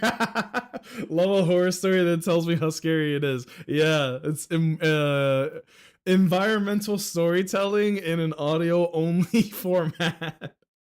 Compulsive heterosexuality is a heady thing, makes people feel the need to clarify people sleeping in the same room are all the same gender, as if the fact that they're cousins isn't enough. Maybe it was supposed to be like, it was only the women left and they're all weak and defenseless, as you all know. Like, maybe they're trying to be like, without any of the men who were asleep from being manly all day, the women were completely defenseless. Dun dun! Such a dumbass story. I'm sorry, those were really bad. But it was fun to make fun of them. Lauma When I was build. 15, I had my first girlfriend. We lived in an upper class area, very All right, I'm gonna look up her build to see what I'm supposed to do here. I'll tell you her build right here, bro. 48, 36, 48. I still don't know what each measurement means. I'm just talking shit now. Okay, this is good news. She doesn't I don't have a good weapon for her. I'm not putting the Hita's weapon on her. We're not doing that. Black Marrow Lantern. What in the hell is the Black Marrow Lantern? Gotcha! Whatever. quiet and peaceful streets. My girlfriend Casey also lived 2 blocks away, so I could walk to her house almost nightly. Whatever. One Thursday night during break, when I had nothing to do, I started my walk. Had your over to partner come in Casey's and house. explain it and you still It was don't know? on I the don't know other what side of the village, but I each didn't really number have a car fix, so it didn't symbolizes is matter. the problem. But pretty soon, I thought I could start hearing noises from around me. But when I saw 48, noises, 48, 48. mostly behind me. The first time I heard it, it was the Oh, sound of a bush fuck. being shaken a bit. I only turned my head to look for a second without stopping. I just started to walk a little faster is all. When I got to Naturally. the next block, I heard another noise, a twig or a small stick cracking. Oh no. I stopped this time and turned around. All I saw was the empty street and the bushes that lined up along each property to separate the sidewalks from people's properties. Basically next to the street was a wall of bushes, and I didn't see anyone or anything that could be making these weird sounds. Who the fuck? What? I picked up the pace even more, and I was reaching the home stretch to Casey's house. Of course, there was another sound again. Ah, This time Lunar more Bloom. like footsteps. Quick, light footsteps. I turned again without stopping. No one, nothing. Come I back here, could see bitch. Casey's house now. I You called wanted her, this and she picked fight. up right away. I told her how freaked out I was getting because I kept hearing noises. I walked around the bushes surrounding her driveway and stepped onto her property. I noticed her staring at me Oh, through the window. terror! She waved at me as she left on the phone. and Oh, I she's waved friendly. back. Then she asked me, "Who's that guy right behind you?" I turned right around and saw a fully Guy? 10 feet in back of me. I screamed and ran for the door and started pounding on it. The man grabbed me and tried to put me in some kind of headlock, but he let go and ran away pretty quickly. Nothing takes me out of it like hearing the man puts me in a headlock. He's just a good old boy. He's trying to tussle. What are you, little bitch? He's just trying to tussle. Casey's mom opened the door with a look of dismay on her face. She let me in and slammed the door shut as Casey came 48, over. 48, 48. She's a I was brick out of breath and felt like my house. heart was beating 1,000 House. Dun, dun, Casey's dun. mom hugged me, asked a few questions. For and real, told the she police built to like a find the dangerous man damn going around town. Clydesdale. Casey's mom let me stay over that night for obvious reasons. She built like a Uma Musume. That was the whole story. That was the whole story. Wow, that was Dangerous and ass. stormy night. Everyone in my family was doing their own thing. This shit is putting me to sleep. Good morning, Joe. Nightmare, nightmare, nightmare, nightmare. And my sister was How about playing video now? games upstairs. Tough guy. I usually enjoyed What do you stormy think of nights that? because it made me feel relaxed. Call that a I was content relaxed until there enhancer. was a monstrous bang on my window. Oh, I jumped up and looked outside. wasn't that scary, There was actually? someone outside my window. Just but the trying to large give you a amount of noogie. rain pouring down the window kind of blurred his face. Good morning, Corvus. I may have left Genshin a while ago, but Llama is a beautiful design. Sounded like he Actually, was yes. screaming for help. I will give them that. Character Opened the designs for window Nod just a Cry, or crack, however and it he said, screamed in, "Let me in, I'm really hurt." good. The rain was so loud I had to scream at him to come around front. Then I shut my window. I ran outside to the living room to tell my dad that some man who seems to be in distress is screaming for help outside. And then came the knocks and shouts for help outside our front door. Uh-oh. My Moshi dad was about to mosh. open the front door, but I stopped him. I said wait, because I wasn't sure if it was a good idea. Yeah, y'all are familiar with this, right? There's like this is an age-old scam where if you are at home and somebody knocks at your door at a really weird time, you know, the evening, not evening, like the dead hours, right? The giga dusk. you should not open the door ever, ever, ever, especially if they're knocking with urgency, because usually the scam is that there's somebody way bigger and buffer and meaner who is standing where you can't see as the doorman, and the person in quote unquote distress is just there to like get you to open the door for them, and then all the vampires just rush into your house and steal your consoles. Not happening. Oh, Pearl! I'm just unlocking the map for those who are joining us. I'm just unlocking everything in the map, and then we'll grind out the artifacts and try and level up the new character, Llama. Llama? It's not llama. I'm not gonna say llama because that just makes her sound like damn Cusco. So we're gonna say llama until otherwise stated in the game. You? Gotcha. How are you guys feeling about this new region in Genshin? I fuck with new regions, but the fact that we're not going directly to Shniznaya is kind of crazy to me. Although I will say this new region is pretty big. Because we got the main island, we got this crazy shit going on, and then we got whatever this unlocks, which I'm assuming is going to be like a landmass right here. Looks pretty good. But yeah, that's like a classic old head scam. The world has moved on to newer, more powerful, proactive scams. Where I'm from in DR, this is crazy scam, and I only know about it because whenever we would have to drive to the airport, we would have to do it in the like really, really the dangerous hours, you know?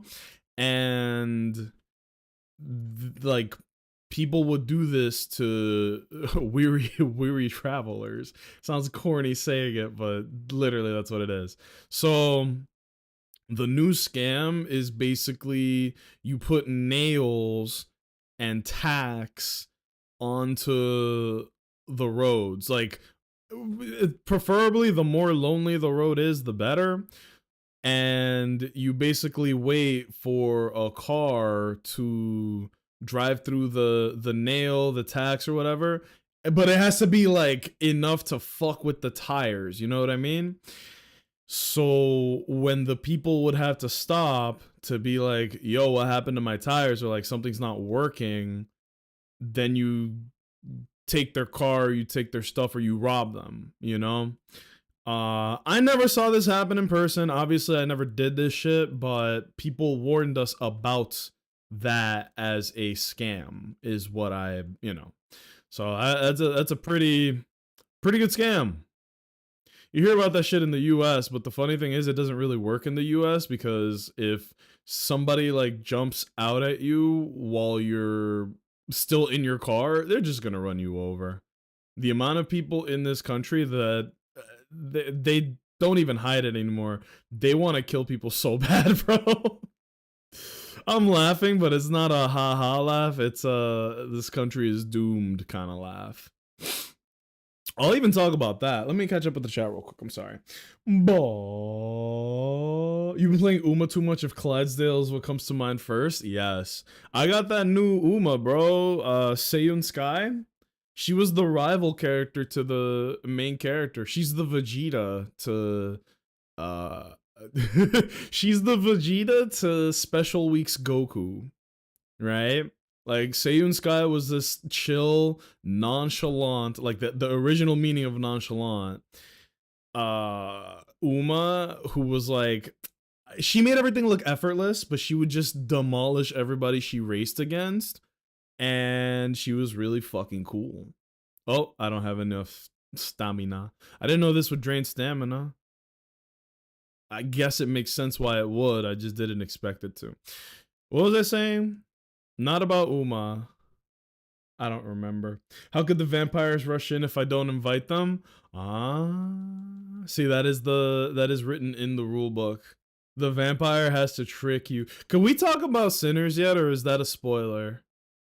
It is on Max. Go watch it right now. But oh my god, that movie's so good, and I don't want to say too much in case y'all haven't seen it, but it's worth watching. I don't think it's a spoiler because they they established the premise very early in the movie, like seconds in. Man, what a good movie.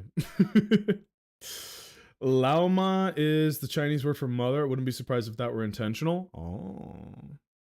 I think I saw online a little bit of discussion about why her name is what it is, like exactly what it is.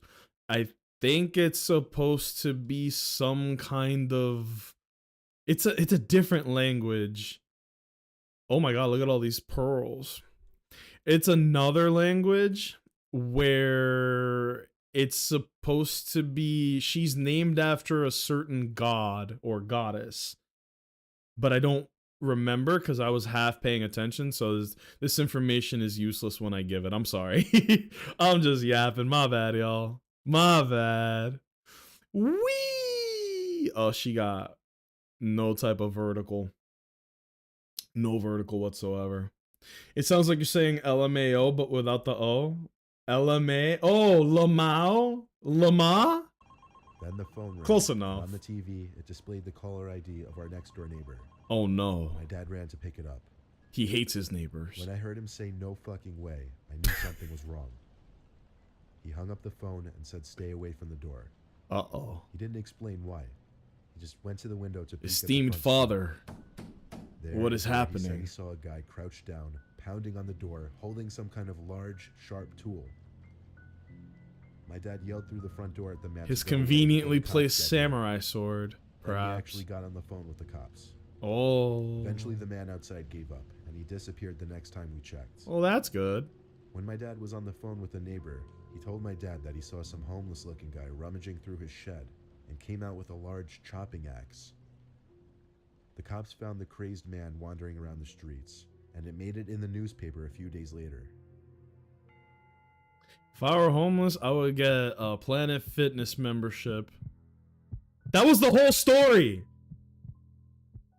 One night, when I was a really young kid, Nah, boy, these are giga ass.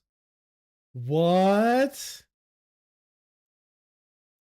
What? But what was the horror? The unhoused? Oh my god. Is there any good this is gonna sound so stupid. Are there good horror YouTubers? Cause seriously, that was terrible. Wow. 3 very creepy true night drive horror stories. Well, it does say true in it, so it must be good. What was even the horror? I said the unhoused, clearly. I think maybe that was like a story from years ago and they were like, oh no, homeless I'm about to people. tell you something that has Ah. no explanation. It's the So strangest thing that has ever stupid. happened to me. Hold on. I did manage to get through Sinners despite being incredibly weak to horror movies. Did need to pause midway though, mostly because I didn't want to see a bunch of the characters likely die. Oh yeah. That dance scene though, incredible. Right? I don't know what it is about this very because there's such a big discussion about movies and cinema. Just everyone keeps going, bro, movies are done, movies are dying out. It's like, no. People are tired of just Marvel movies being the only fucking movies being released. So then you get Sinners, which is a completely original story, and it bangs because everybody's like, bro, this is some new shit being told for the first time with really good acting. You can tell that there's a lot of soul put into it. Like, the people writing it didn't just shit out a product, they clearly cared a lot about what they did, and it shows in the work, you know? Marvel movies and remakes, yeah. And like, before anybody gets offended when I say cape shit, I don't mean that the movies are bad, okay?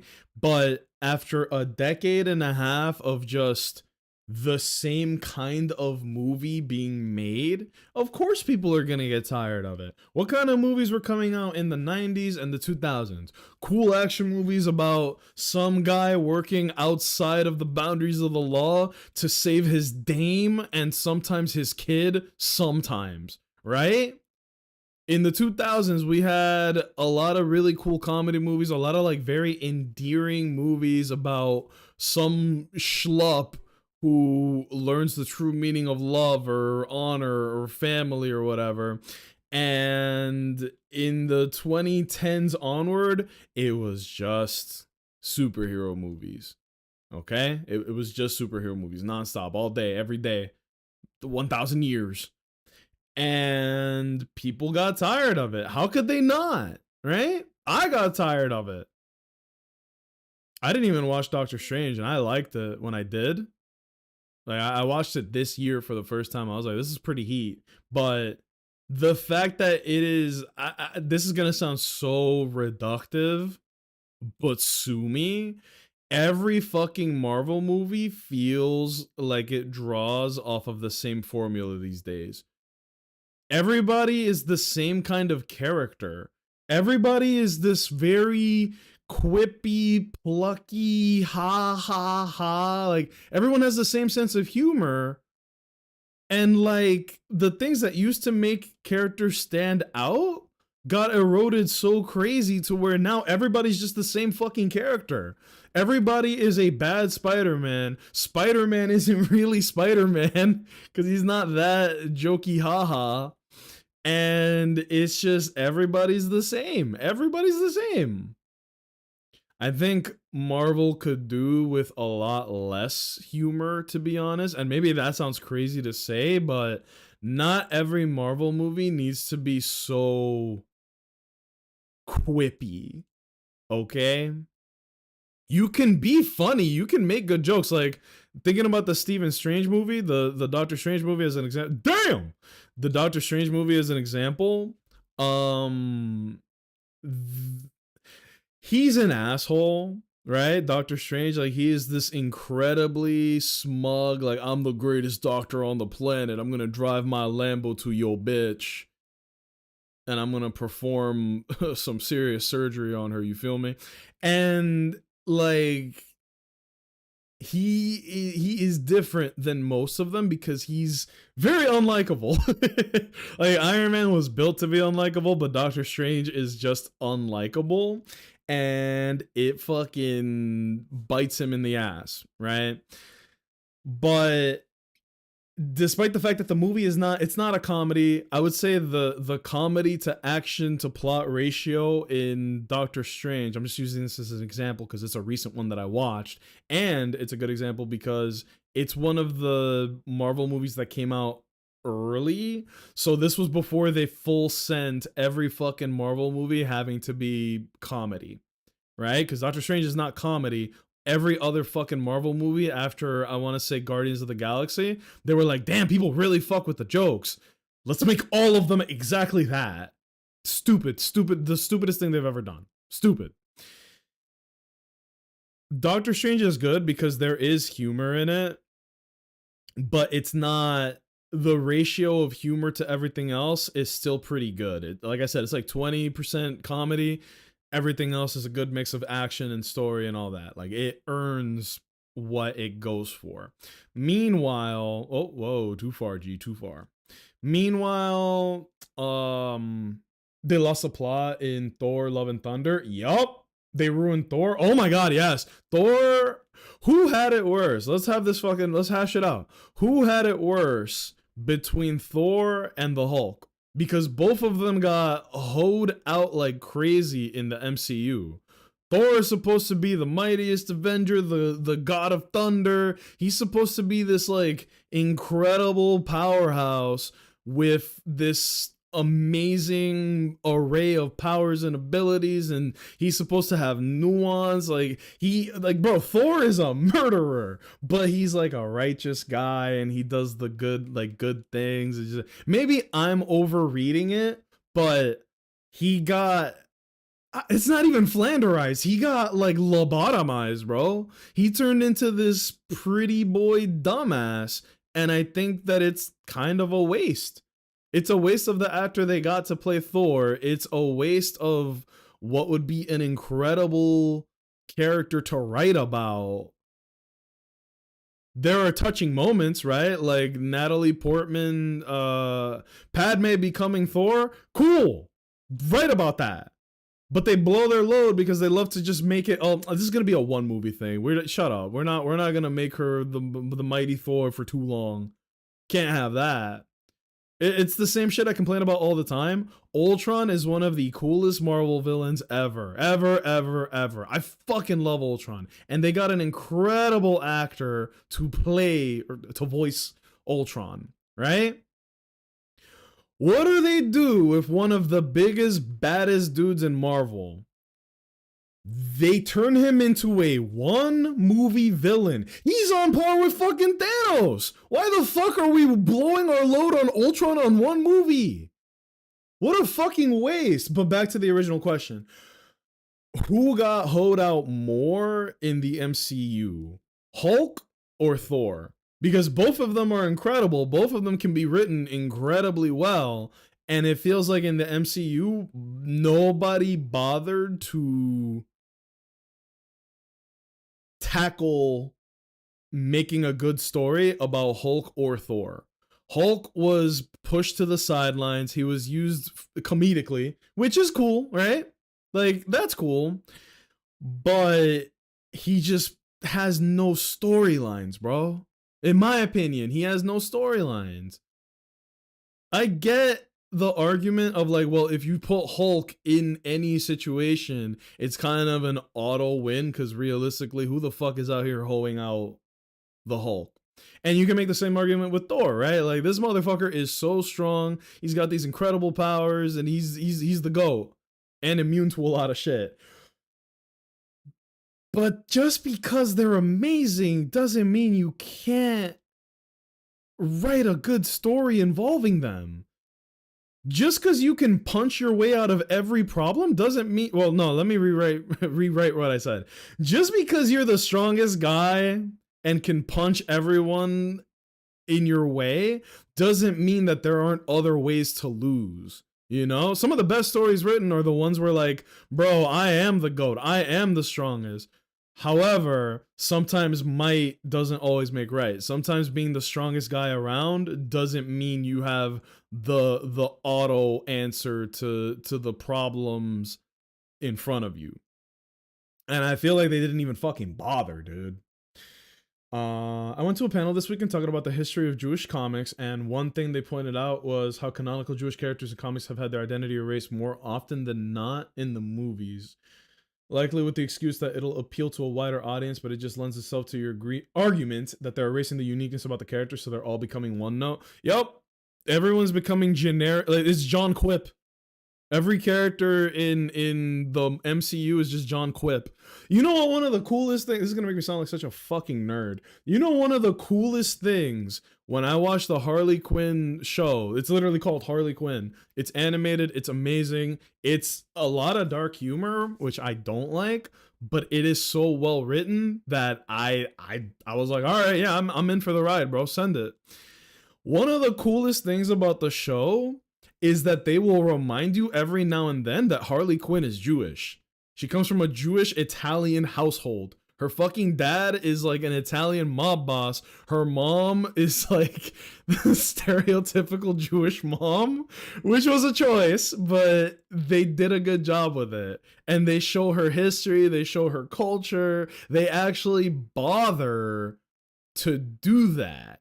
And I feel like in this day and age, that's commendable because a lot of shows wouldn't even fucking bother to go that far. You know? Oh, I can't climb this, can I? Well, looks like I die. I can't make that. Fuck you. They want me to swim? What do I look like? But yeah, it blows my mind that every character is just being reduced to being John Quip. You know, I will say Shang-Chi and the Legend of Ten Rings was good, but that was only one I liked since Black Panther. But that's my point, you know? I'm agreeing with you, by the way. I watched Shang-Chi, I liked it. And why did I like it? Not only was the combat really good, the humor was good, but it wasn't everything. I would say Shang-Chi was like 30% humor, when almost every other MCU movie after Guardians of the Galaxy was like 70% humor, 20% action, 10% plot. You know what I mean? Shang-Chi is good because they don't erase the things that make him interesting or unique. They draw upon it, they rely on it, and it's fucking beast.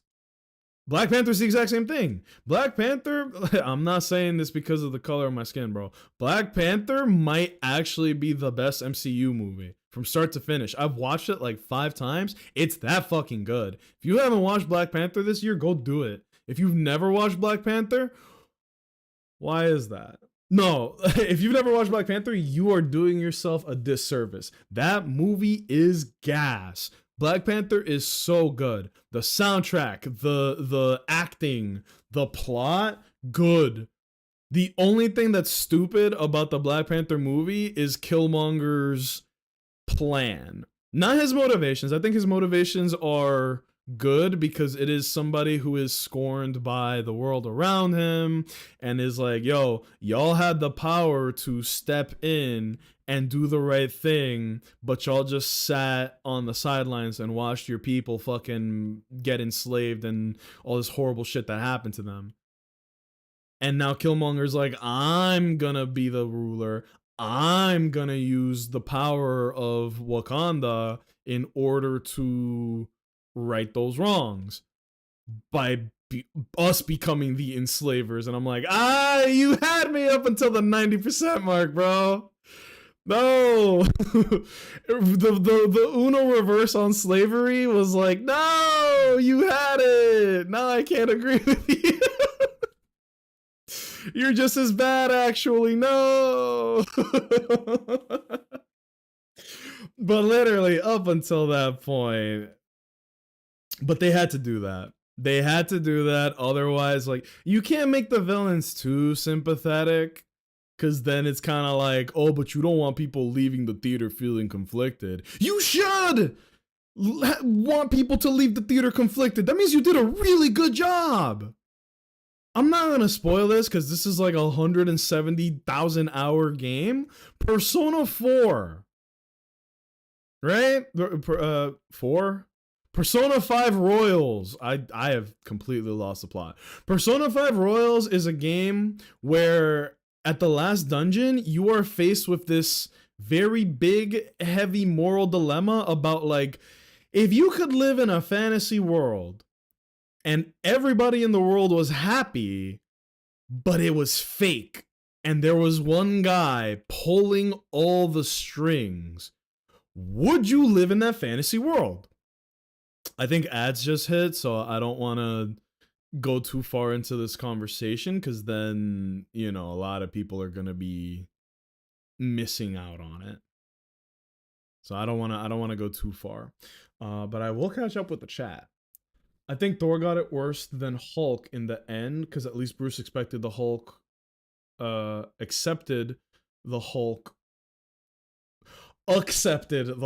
a permanent part of him and stopped fighting him. He had character development, but the thing that sucks about that is that it happened off screen. He got his ass beat by Thanos so hard that it set him straight, bro. He was like, damn, I gotta turn my life around. The streets aren't worth it.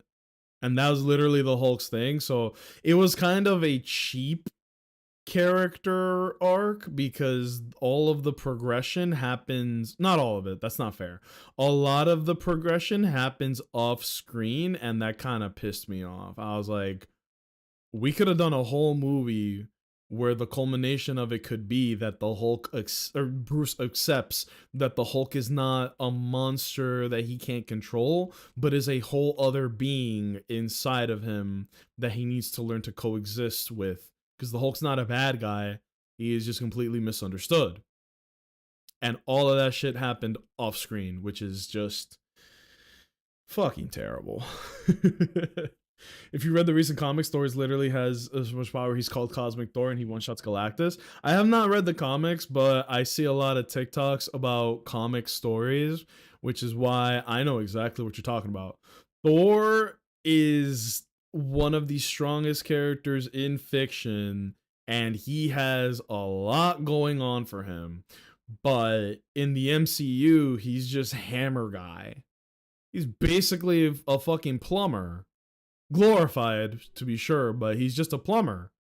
I'm Hammer Guy. To the point where they even wrote that in as a joke, because that's all they're good for. They're just good at writing jokes. They go, "You're Thor. Are you the god of hammers?" No, you're the god of thunder. Fucking act like it. But yeah, I don't want to get too into the weeds on that, but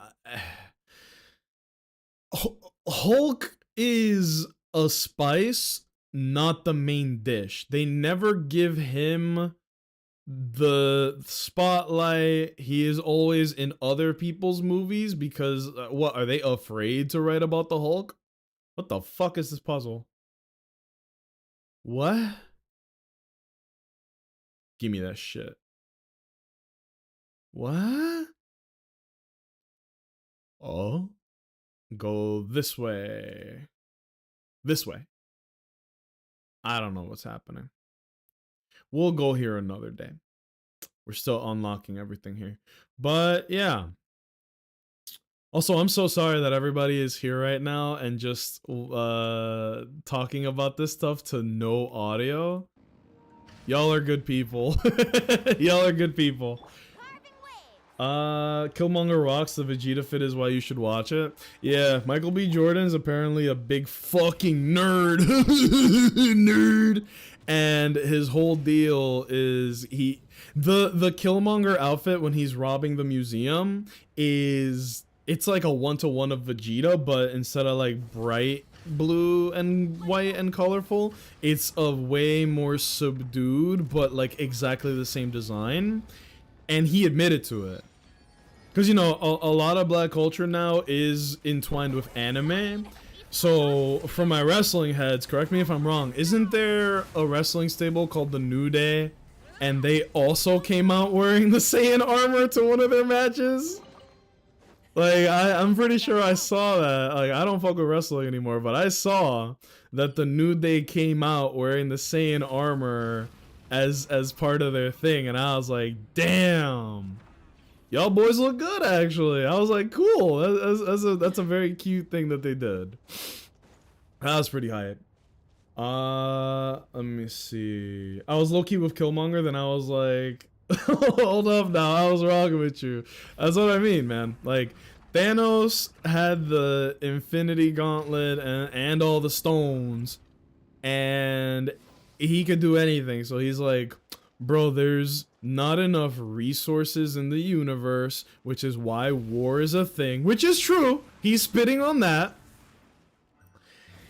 And then he goes, here's what I'll do. I will indiscriminately blip out half of all living beings in the universe. That way, there will be more than enough resources for everybody, which means that nobody needs to fight. Smiley face. That's like the plan of an edgy 13-year-old who took his first class about capitalism. Thanos, I would simply double the resources. You have the fucking gauntlet and the stones. Instead of one chicken sandwich, here's 2 chicken sandwiches every day for everybody in existence. Problem fucking solved.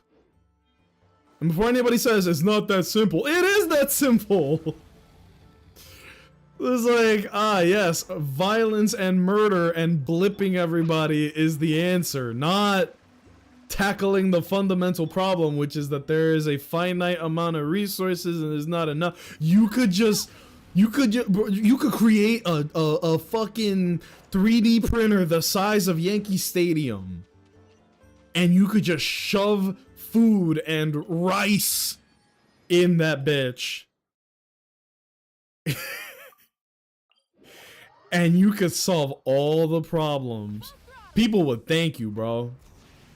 It's like, look, not to get I'm not gonna get too into this topic because then I'm actually gonna get mad for shoot.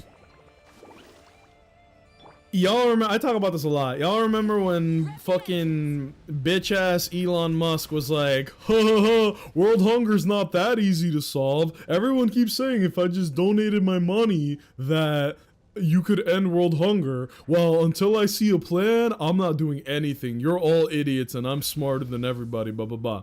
And then the World Health Organization was like, "Okay, bet. Here is an entire guideline on how with just $1 billion, Elon Musk, you could end world hunger right now." And he goes, "Nah, that's cap. That's not real. Bye." $1 billion. That's not even 1/400th of your current wealth. And if he just shut the fuck up and did that, he would actually be the most beloved person on the planet. I think people would even be willing to overlook all the stupid shit that he has done and said in his life if he did this.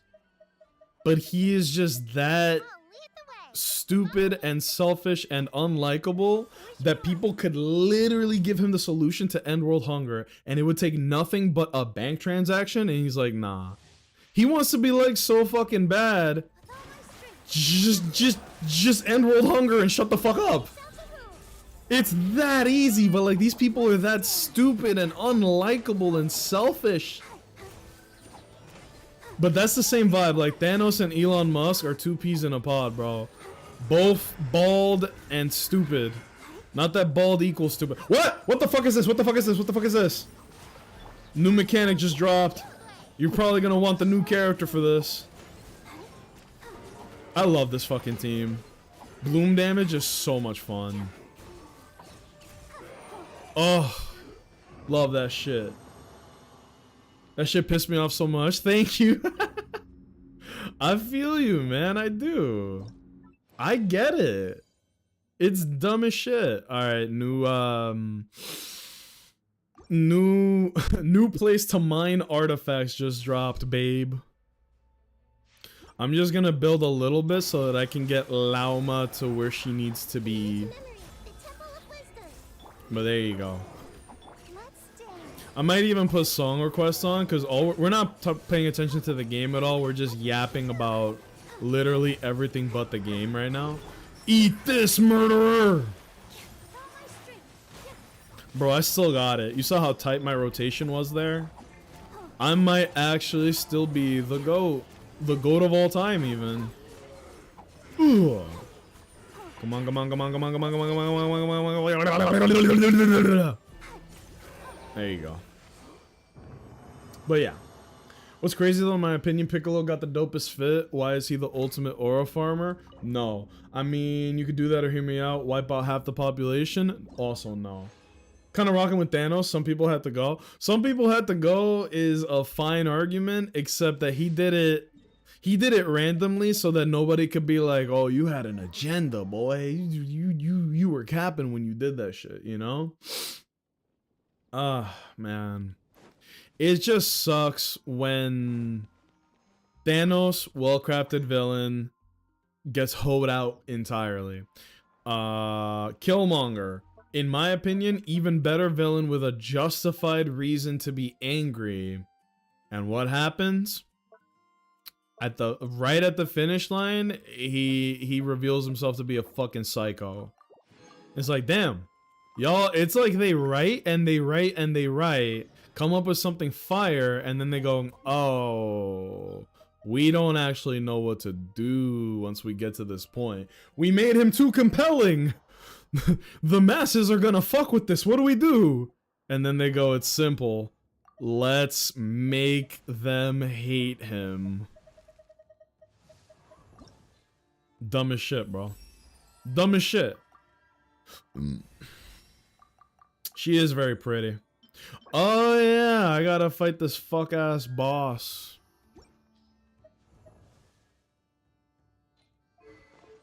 I need to give her something. What was it that I had earlier? It was like, there's a lantern that you can give her that's good. I'm not giving her Nahida's weapon. Sacrificial fragments? Show me the sack. Where is the sack? Oh, Barbara has it. Do I have a second sack? Yes, I do. It's not built because I don't play this anymore. Refine me! There you go.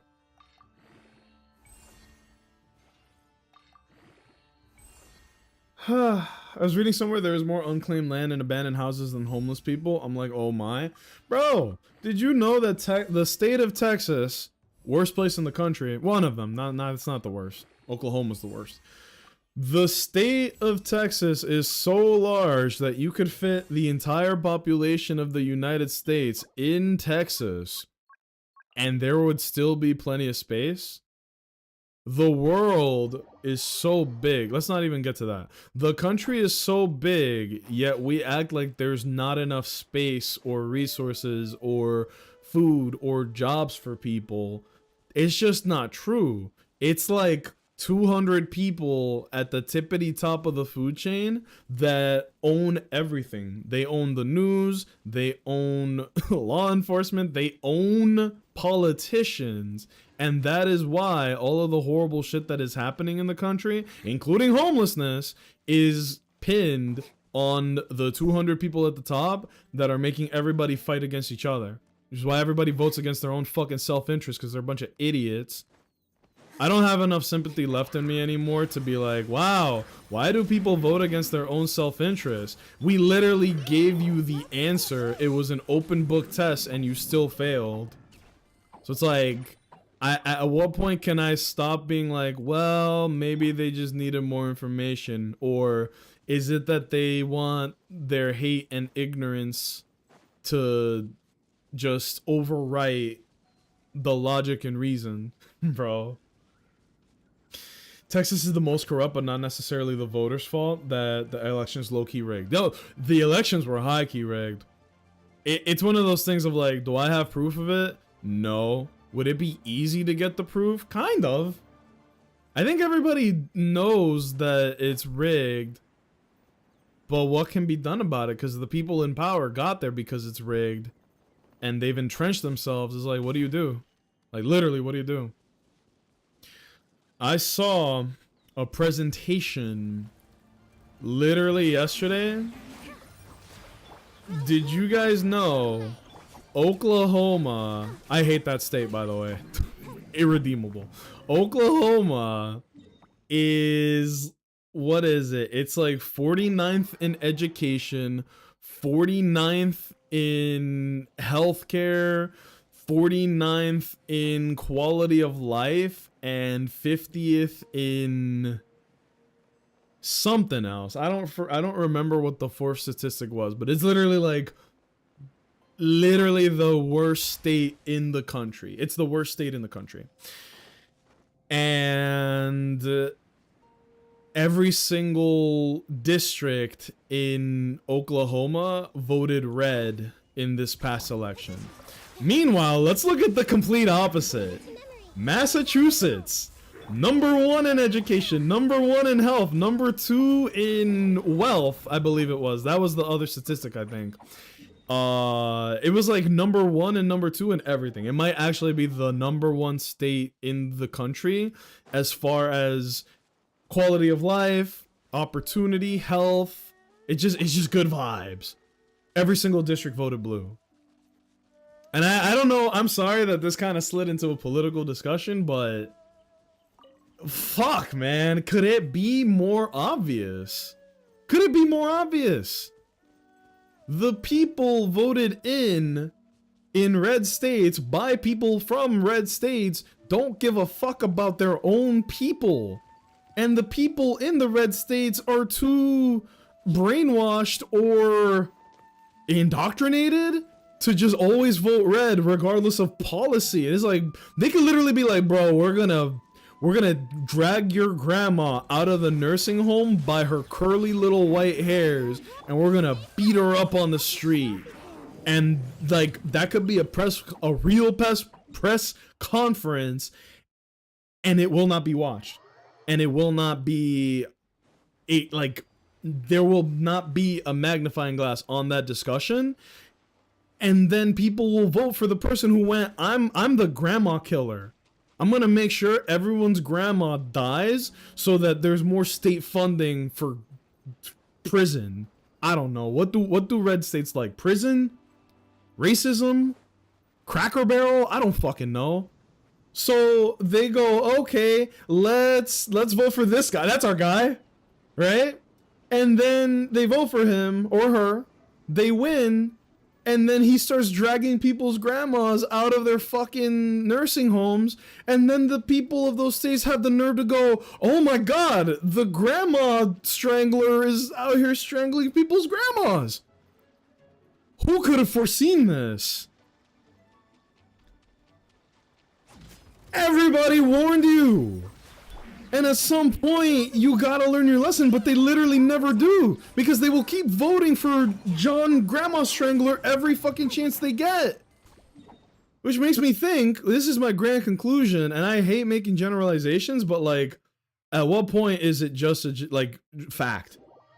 I think that Republican voters may have a fetish towards just being trampled on. Like, oh yeah, I love when people take away the rights of myself and everyone around me. It's my favorite pastime, along with Cracker Barrel. Like, bro, at what point do people take responsibility for the shit they voted for? I don't know. I don't know. I think this is the biggest pipe dream of all time. Please no one call me stupid for this, because what I'm about to say is really fucking stupid. I think that depending on who you vote for, you should get the policies and follow the laws of those people. I think that if you vote for the person who wants to take less money from law enforcement and put more money into education, health services, public services, which is the whole point of fucking taxes, I think if you live in, if you vote for that person, your tax money should go towards that person's goals and beliefs, and the other groups should not have access to that. I think it would take about a month for them to be like, oh wow, these people do suck, and they don't have my best interests at heart, literally just themselves. I say it all the time, but bro, guns have more rights than women in this fucking country. Y'all saw that literally just yesterday, the Supreme Court passed a fucking law, decree, I don't know. They passed a doohickey where now law enforcement can stop you based off of the fucking color chart from Family Guy, essentially. So, you know, let's not even pretend that you need to be, like, there needs to be a reason for you to be detained. Not even, bro. And God forbid you act like you have rights and go, hey, I don't think you can do that. Well, guess what? That's called resisting arrest. Why am I being arrested? Oh, you're resisting arrest. Why am I being arrested? Because you're resisting arrest. Oh! It's fucking infuriating, bro. I don't know. Now I'm just venting about everything at once. It's coming out like word salad, so that's my bad. Nick Fury in the comics is one of the effed up villains in the entire comics, and he's a henchman. Damn. Okay, that's actually crazy. There's literally a lawsuit that there was Kamala votes not being counted. Oh yeah. Saw something the other day saying how wild it is that people can believe both people won't work if we just give them money, and billionaires are hard workers. Bro, billionaires make money off of not working. And isn't Elon Musk's whole fucking net worth extremely overinflated? Tesla is being treated like it is a tech company, which is why it has such high market value and investment, but it's not a tech company at all. right? So isn't his whole his whole net worth and value and all that, isn't it extremely heavily overly inflated? I just can't believe that people find billionaires aspirational. Do you know how devoid of humanity you need to be to become a billionaire? As far as I know, there is no ethical billionaire. The only ones that I can think of that don't have drama or controversy, as far as I know, are Mark Cuban and Warren Buffett, right? I think. I could be wrong on that. If I am, fucking let me know. The grandma strangler took me out. Bro, a Republican lawmaker could literally be like, here's my platform that I'm running on. I'm gonna kill everyone's grandma so that nursing home prices go down. Therefore, we will have more money to invest in the cops. And then they'll go, that's my guy. I'm voting for him. Including the grandmas. That's the part that blows my mind the most. The grandmas will vote in favor of the grandma strangler. And then when the grandma strangler strangles grandma, all the fucking people in all these fuck ass states that grow corn are like, oh my god, he actually did the thing that he said he was gonna do. What the fuck? I feel like I'm living in South Park. You know what I mean? I feel like I am living in South Park, where the obvious natural answer to questions, where it's like a true or false made by children, is like, bro, is racism bad? And half the country is gonna be like, now hold on, there's a discussion to be had here. Like, no, it's not. I feel like I'm going crazy. I don't know. What can we do? This is maybe the dumbest thing I've ever said in my life, but what can we do? What can we as civilians do about this? Because the lawmakers either don't give a fuck or don't have the power to do the right thing, and the country's getting set back into like 1940. What do we do? What do we do? Batman? Well, actually, I'm glad that you mentioned Batman. Did you guys know that in the city of, what is it, Chicago, there is a guy, I saved this on TikTok because it was hilarious. Hold on. There's a guy.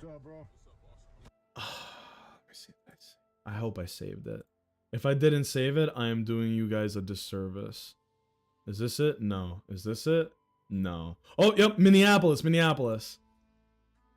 Check this shit out. Jarvis, play video. Ridiculous thing you hear. This is probably going to be the most ridiculous thing you hear today, but apparently Minneapolis, Minnesota has its own vigilante who goes by the name of No Mark. He has a TikTok account under the name No Mark Project, but that's not the craziest part of this story. It's the not. trope in superhero comics, specifically like Batman, is that vigilantism breeds supervillains. And apparently No Mark is no exception. Since No Mark has popped up on TikTok like 2 weeks ago, there have already been 3 Nemesi? I don't know what the plural form of that word is, that have popped up on TikTok alongside him. And they're all quite similar in nature. One is the Minnesota Pisser. The other is the Dinkytown Defecator. You can't make this up. And the third is the UMN Gooner. You can, These in three fact, make this up. Villains go around the UMN campus in Dinkytown, spreading their seed and bodily fluids wherever they can. And No Mark has posted videos of him going to the spots where these people are, allegedly hunting them down. This is a real guy, by the way. Any of this shit. I think that No Mark's videos are completely doctored. They're structured way too well to tell a story visually rather than just capture the act of a crime and him stopping it. And these 3 nemesises, they seem way too convenient to both boost their own clout and No Mark's clout. But at the same time, I wouldn't be entirely shocked if someone decided to dress up as a vigilante. This is what Minneapolis looks like right now. Oh my god. Yeah.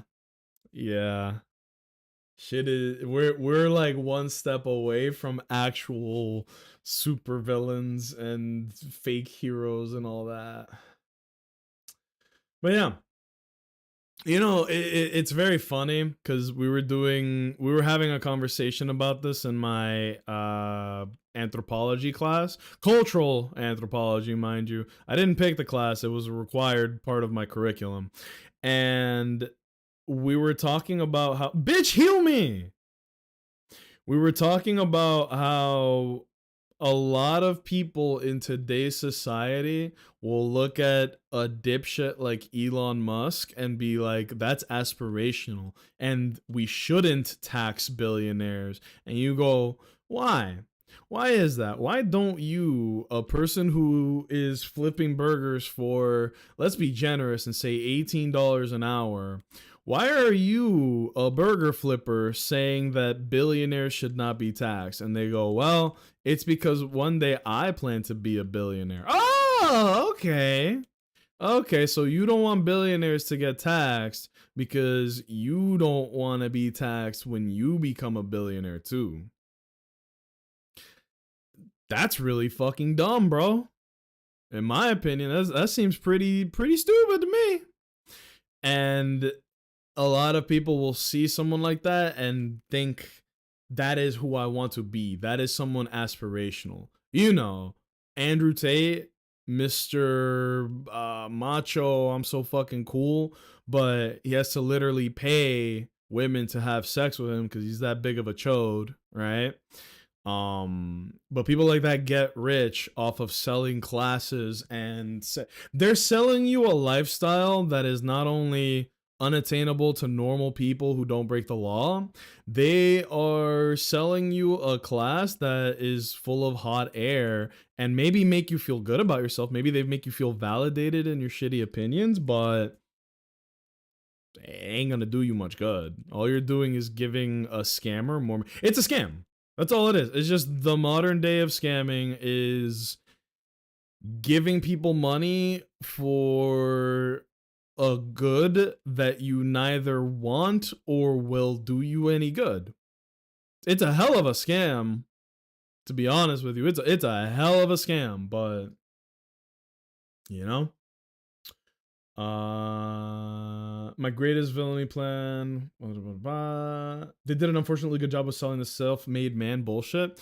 There is a Netflix special that I want all of you to watch. This is not homework or nothing. Y'all are all grown-ass adults, I think. So watch this if you want, or don't watch it. I don't care. How the fuck do I get on there? Ronnie Chang is this amazing comedian. He is really smart. What the fuck is this? He is a very intelligent man and he's very eloquent and he's very funny. He is also not American. He is, I think he was raised in Singapore is what he said. I don't want to give false information. I don't remember what it was that he said he was. But the point is, he is able to very bluntly criticize the United States because fucking nobody else is really doing it.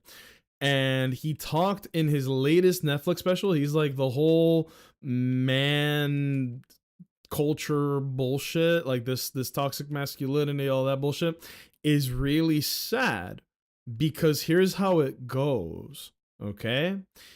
You are a completely normal guy. Doesn't matter what state, because it really doesn't matter. And you wake up one day and you decide today is the day I'm going to get my shit together. I'm going to get in shape. I'm going to be healthy. I want to change my mentality. I need discipline. That's the biggest thing is discipline. Discipline is the core of all of this, okay? So keep that in mind while I talk about this. So you as a man go, I want to be a better version of myself, but how do I do that? I am going to go on YouTube. YouTube, like, I know that sounds funny or silly, like, oh, you want to learn anything? Go on YouTube. But literally, dude, you can learn anything on YouTube. Half the time when I needed to troubleshoot something in HVAC, you can fucking YouTube it. And there you go. Better than all the bullshit that I learned while I was in college for like HVAC. There's your answer right there. If you, where is this chick? There you go.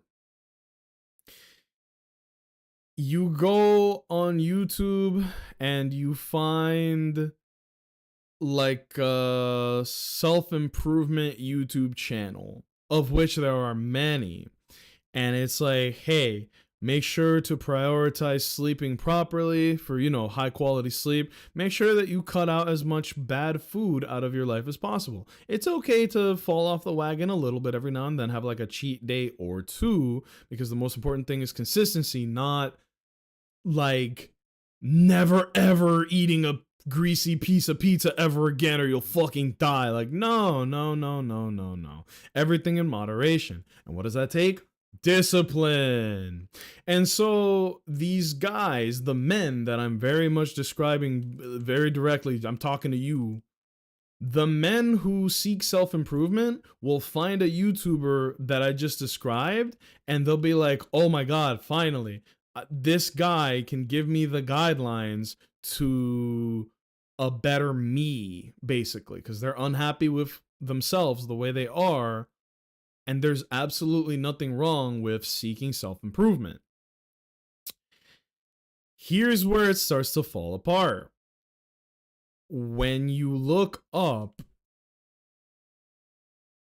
self-improvement stuff, it will literally give you exactly that. It will give you like, here is a lifestyle, not a lifestyle coach, but it's like a guy who will give you like, here is the life that I live, the way that I go about it, and you just copy paste that and you do what they do. Hold on, can I change this to not cry? The Natland fucking dailies were miserable, and they made me want to Genshin Impact myself in the face. No, you can't. So you seek self-improvement, nothing wrong with that. But then what if all of a sudden that same guy who you were seeking self-improvement from, he's showing you how to like lift weights properly, showing you like good exercises to do, whatever. And then all of a sudden in one video he goes like, hey, there's been a lot of crazy shit going on in the news, in the world, let's say. And they start giving their opinion on things that they are not an expert on. Maybe they are an expert in health and fitness, but they're probably not an expert in this field, but they're gonna talk like they are. And you, who has put essentially all of your faith and trust in this person, is gonna be like, well, I'm already watching his shit, let me keep watching and listening and all that. Hi Bonnie, we're talking about the self-improvement to straight fascist pipeline today. You're just in time, actually. We're only like 2 minutes in.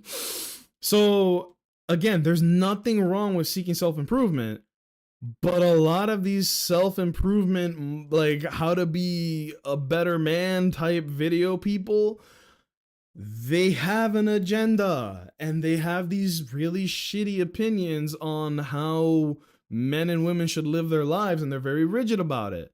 So one day you're trying to learn like, here's how you bar curl properly without injuring yourself and doing it for maximum gains, bitch. And then the like fucking 5 videos in is like, here's how you should talk to women. First things first, they're objects, they're not people, blah blah blah. And it's like, I wish I was joking, but quite literally that is like exactly the kind of shit that they try to peddle at you, okay? Like, without exaggeration, that is literally like, I don't know how they gain or profit from turning you into a douchebag that women are allergic to. That's the part that I'm still a little muddy about. And if someone could fill me in on like, where is the profit in turning dudes into shitheads? I don't know, but if someone could explain that, I would love to hear it. They make money. None of them get laid. Oh, that's the missing link. My bad. Yeah. Yeah, okay, yeah. That's the part. But my thing is like, as a any man with half a brain should be able to see through this illusion and be like, yo, I don't think, maybe I'm crazy. I don't think women want to be talked to like they're not people. But a lot of the men that fall for this shit will be like, this guy's right. Hold on, he's on to something. And I don't, that's another disconnect to me, is like, how can any man who has breathed the same air as a woman at any point in his life be like, this is the proper way to talk to a woman? I don't get it. Everyone here had a mom. Maybe some of us had shitty moms. I had a shitty mom, but I'm not out here disrespecting women. Not once in my life. You know? So that's the part that I'm failing to understand is how can any man who has ever been around a woman in his life at any point speak to a woman or treat a woman the way that a lot of these fucking bald fucks, because they're always bald. Well, I, I don't get it. You feel me? I just don't get it. What the fuck is this? Wait, actually, what is this? Huh. Valiant Chronicles, local legend. Cool. That and the traditional gender roles are weird colonial gender roles from the past few hundred years. It doesn't work for many reasons, right? The first being that, okay, sure, in 1955, it's a very specific date that I've chosen for a reason.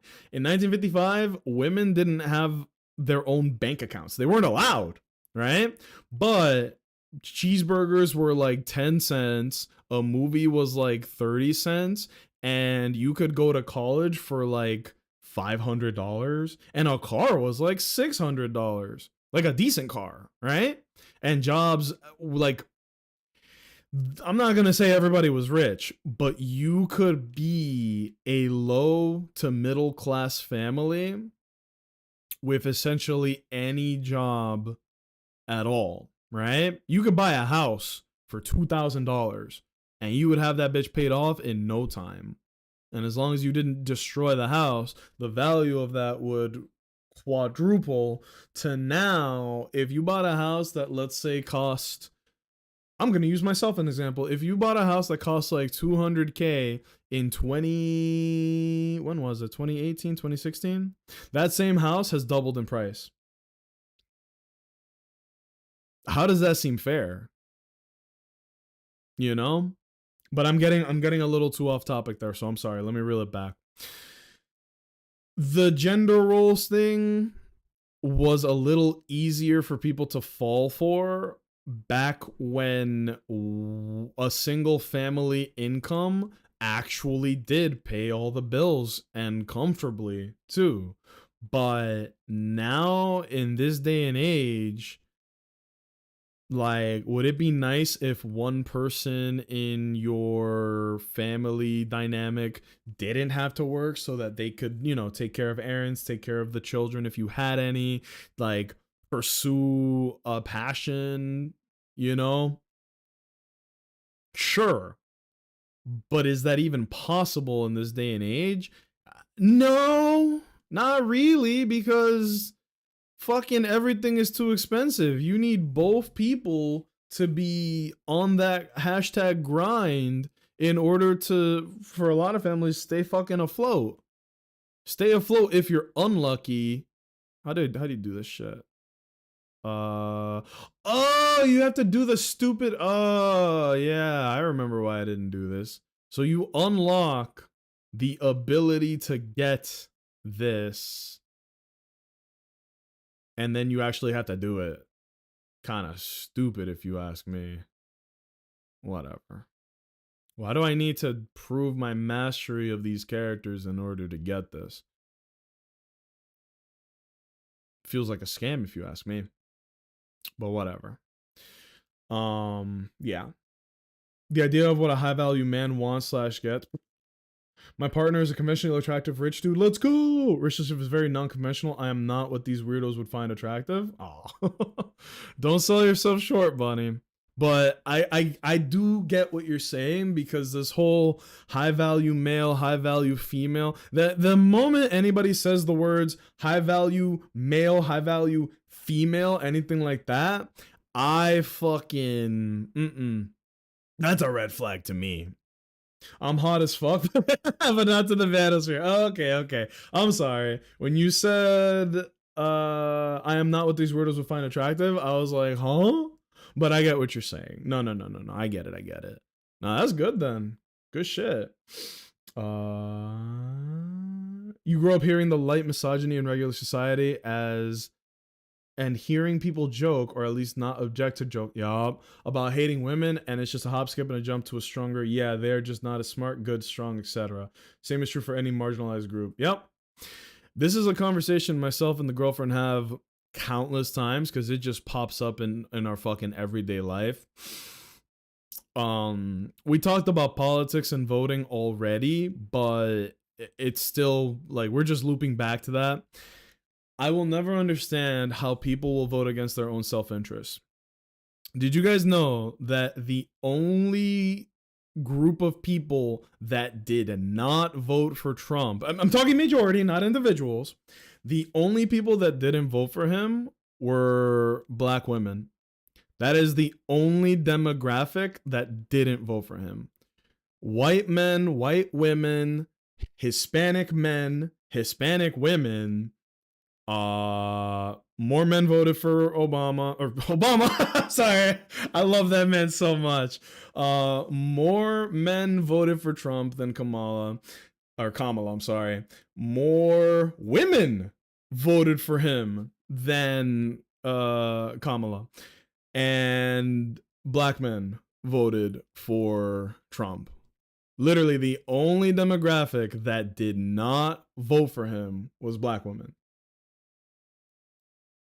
I feel like I'm going crazy, because they were the only ones that did the right thing. Again, we're talking majority, not individual people, anything like that.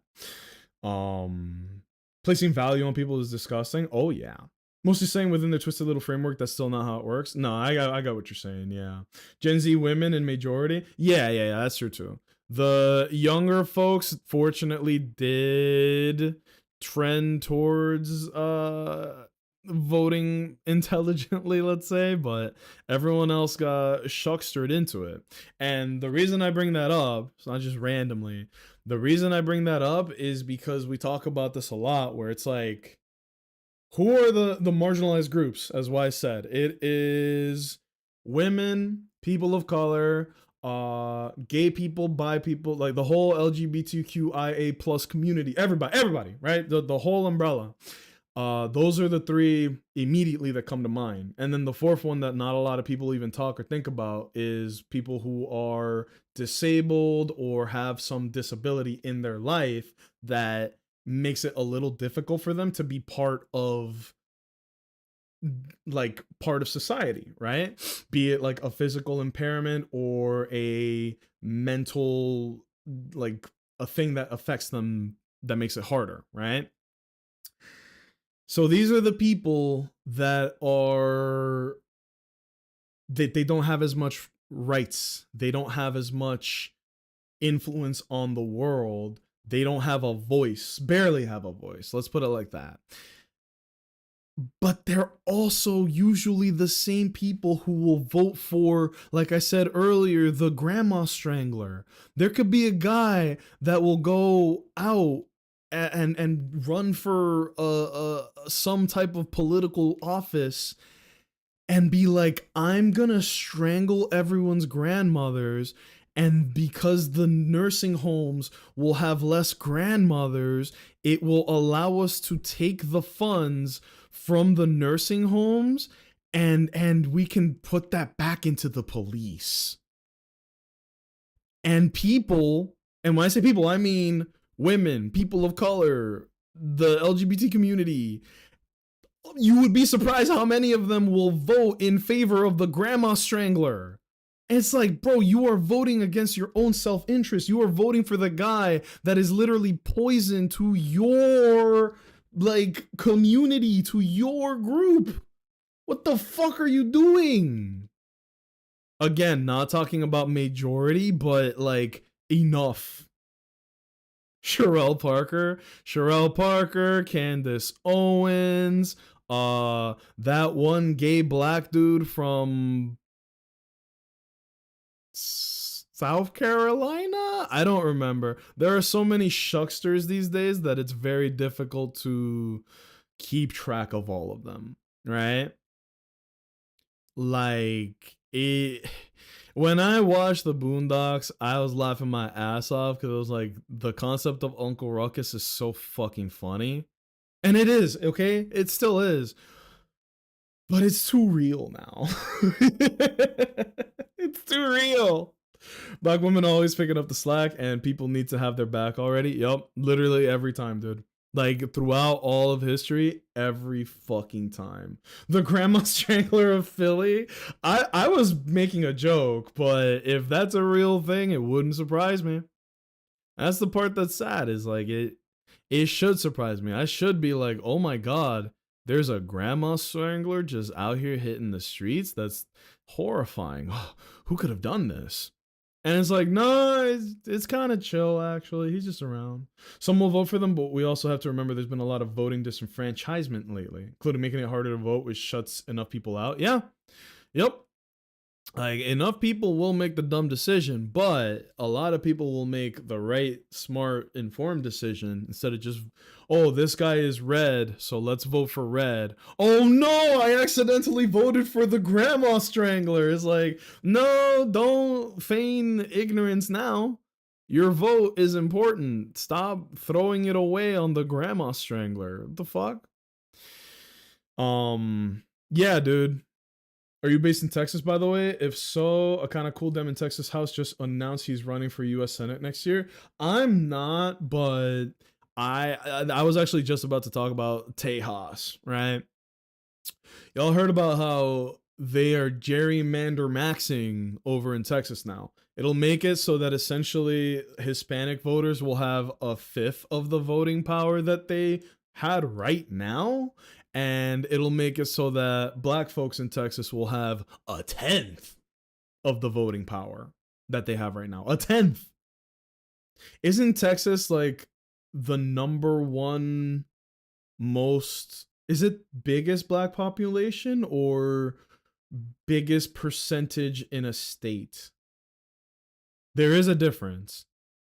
I think it's Texas. It's either Texas or Georgia, but all of the information I'm trying to keep in my head is a little fuzzy, so I'm sorry.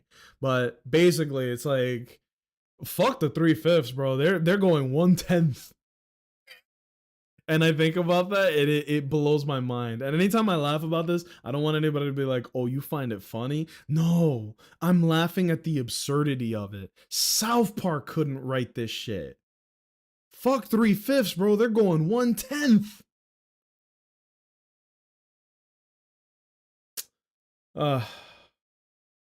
Oh yeah, the mayor. She's our mayor. She won't pay the sanitation workers, but will pump up the PPD budget. Yeah, I didn't even need to make a far-fetched character. The mayor of Philly is insane. And she keeps going, if I need to be a one-term mayor, then that's exactly what I'll be. I will be a one-term mayor. And everybody went, oh, we're in agreement on that, lady. She's a fucking idiot, and she's gonna be a one-term mayor. You know? That's why they're trying so hard to get rid of mail-in voting. Yup. Let's get rid of the thing that makes it easier to vote for a lot of people who would otherwise find it a little difficult, you know, because of work schedules, physical problems, anything like that. Let's get rid of the ease of voting. You know, kind of like the whole thing that the country was founded on. Oh shit, sorry.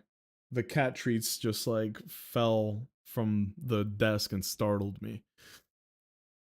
Oh my god, I feel like I'm living in crazy town sometimes. It just doesn't make sense to me.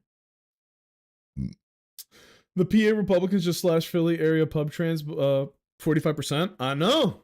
My girlfriend's dad, or stepdad, he works for SEPTA. Like he works in a very high up position in SEPTA, and I've been there when he's like working from home. It looks like he's trying to put out fires nonstop. He's like, bro, what the fuck am I supposed to do with the budget that they're proposing? You know? I don't want to give too much information out. I don't know if like I'll get in trouble or he'll get in trouble. Probably not, but he works at a high position in SEPTA and he's fucking furious. He's like, what the fuck is the point of cutting public transportation budget? Yes, let's make it harder for people who need to get to where they need to be for no reason at all. Like, why? Why? Good lord. On-site voting also makes it more likely people will vote along party lines as they don't have time to look up or do more research on candidates and policies. Yup. They literally just go, oh, me vote red guy, call it a day. Me vote blue guy. Oh, me vote not matter. You know? It makes me go insane because I was sold on this whole illusion of checks and balances to stop this shit, and it was made very clear how quickly and easily hundreds of years of very little progress in this country could just be dismantled and eroded by the laziest, dumbest, most selfish person that the United States has ever produced. I think I said that eloquently enough. I say enough because it was just like, did I say what I wanted to in a conclusive manner that made sense? Yes. Reading complete. But holy shit, like, could it get any more fucked up than this? Yes, actually, it can. And it will. If there was a granny strangler, someone needs to be Batman like ASAP. But the problem is that if there was a Batman, the police wouldn't go for the granny strangler. They'd be like, oh, there's a vigilante on the loose. Like, bro, children are getting kidnapped in this country every fucking day, but the police is more concerned with, like, bro, there's a weed man who is selling weed illegally, which means that we're not getting our taxes. This guy is the true villain. Is like, oh, you're gonna go after the weed man and not the people kidnapping children. They're not even like, look, well, growing up, at least they pretended like their priorities were in the right place. There is no illusion of good priorities anymore at all. They're not even pretending. And maybe that's the problem, is like, we used to pretend to be civil. We used to pretend like shit wasn't as bad as it was. We've just dropped that completely. We're not even pretending anymore. What the fuck happened? That's the part that gets to me. And maybe I'm naive for that, but like, bro, we're not even pretending to be decent people anymore. What? The Dem running for Senate has 1.29 million followers on TikTok. Fire. Held his own on Joe Rogan and is a pastor, so might appeal to Republicans and Gen Z men. That was the governor of, I believe it's actually PA, funny enough. The governor of PA, Josh Shapiro, they were saying, oh, this is the guy that Harris should have for VP. It was either between him and Walz. And she chose Walz, but Shapiro, they were like, ooh, we should definitely pick Shapiro because he'll appeal to the white population. It's like, bro, what? I don't know too much about the guy, so this is not like a judgment on him, but when it's like you could be a genuine good person that goes to church and all that, but unless you're the specific flavor of church going guy, like you're criticizing and condemning people left and right, acting like you're better than them, that's the guy that they want to vote for. They're not going to vote for like the real church going guy. So why even pretend to play nice with these people? You know what I mean? Um, Country was founded on making sure a bunch of rich white dudes could, damn it, chat, could stay comfortable and also enslave people. Systems working as designed with extra shot of capitalism as a little treat. They always say it's good for the economy. Tell me what Trump has wanted to do for the economy, but more importantly for your dumb ass. That's what I'm saying. That's the whole thing I was getting at earlier when I said, bro, why do people defend and look up to billionaires? You're not going to be a billionaire. You are voting against your own self-interest. Why are you dick riding a person who would sell you for a penny? In some cases, quite literally sell you for a penny. If they could, they would. Yeah, I'm not paying attention to the game at all. I'm sorry. This is supposed to be a Genshin stream or something. I don't fucking know. Oh yeah, the fight's not over. They added a fun new mechanic where the enemies don't actually die. Ooh. But yeah, man, it's fucking dire out here. It really is. I hope I don't regret buying Lauma. I don't see how I could, but you never know. Tally ho! Oh, she doesn't stop moving. That sucks. That's ass. But you're right. The big defense is like, well, he's a businessman. He's gonna run the country like a business. One, everybody who says he's a businessman, they don't tell you the real shit. They never go, he's a good businessman. They just go, he's a businessman. How good of a businessman could you be if you bankrupt casinos? They literally deposit the money to you, and he managed to fuck that up. I'm serious when I say he might be the dumbest person that we could have voted for. I stand on that. He really is. So I don't know how we ended up in this hellhole, man. I really don't. And then, like I growing up in New York City, 9/11 happened. I was 6 years old. I had the chicken pox, which is how I remember, because I was 6. What the fuck am I going to remember about that? But I do remember it because I had chicken pox, so I was at home when it happened, and I was watching the news with my grandma when it happened. And so that was obviously a big turning point for the country, because it's like, damn, we're not the GOAT, are we? We're like actually kind of vulnerable and we're behind on everything, blah, blah, blah. And 9/11 sold a lot of people on this patriotic dream of like, we need to band together, we need to not be afraid. I grew up in New York when the politics of New York were actually pretty, like, I'm going to say positive and united, but that doesn't necessarily mean right. Okay? But it was like, we got to work together. We got to stop the hate. But they left out one little part where it's like, actually, we're going to double down on hate, but it's just going to be on specific people. So it's okay. Not my opinion, but that was the opinion of a lot of New Yorkers. There was like, if we got to like push a couple people out and kind of blame them, even though they have fuck all to do with it, we could live with that. And that blew my fucking mind. And then, me specifically, like, I joined the Marine Corps, not because I believe in some corny fucking American dream, I want to fight for my country, like, none of that shit. If you did, I'm not judging you for that either, but the reason I joined was just because, like, I knew college was a scam early on.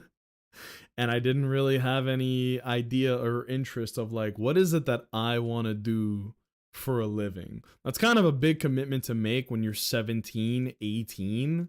And I didn't want to fall into that. Plus, joining the military was good for me. It did teach me a lot of discipline. It did help me open up a lot of doors that would probably have been closed to me for many reasons. The color of my skin, the fact that I am Hispanic when the country's like super anti-Spanish people out of nowhere.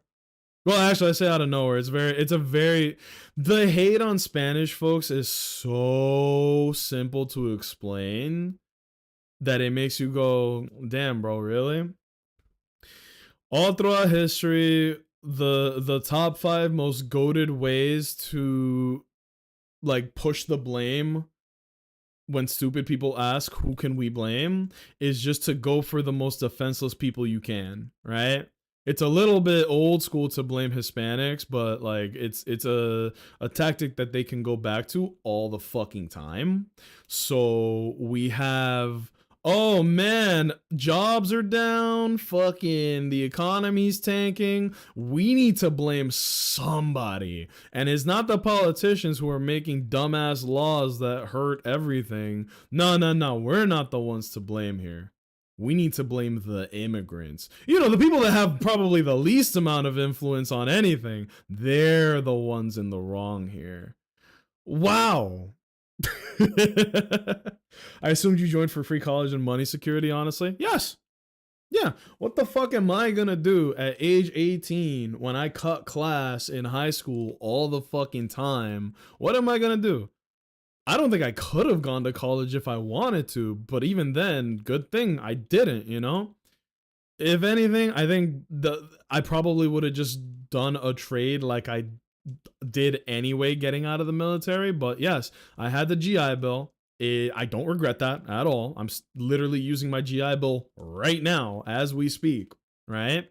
And I am getting a free education. Free is kind of putting it like you're ignoring a lot of it with that because fucking 4 years in the Marine Corps, that shit was brutal.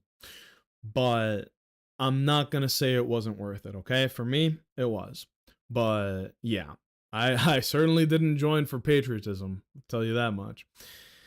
I was in ninth grade, first year of high school when it happened, year old, and watched it on News Live during my intro to civics class. Got to stay home after lunch. I can't imagine what it must have been like to be a grown ass adult when it happened. Also, good morning, Jedi. I hope don't take my stupid joke to heart, okay? I'm just dicking around, but I I was a kid when it happened, so my entire environment was, oh my god, 9/11. This is fucking awful and crazy. And it was.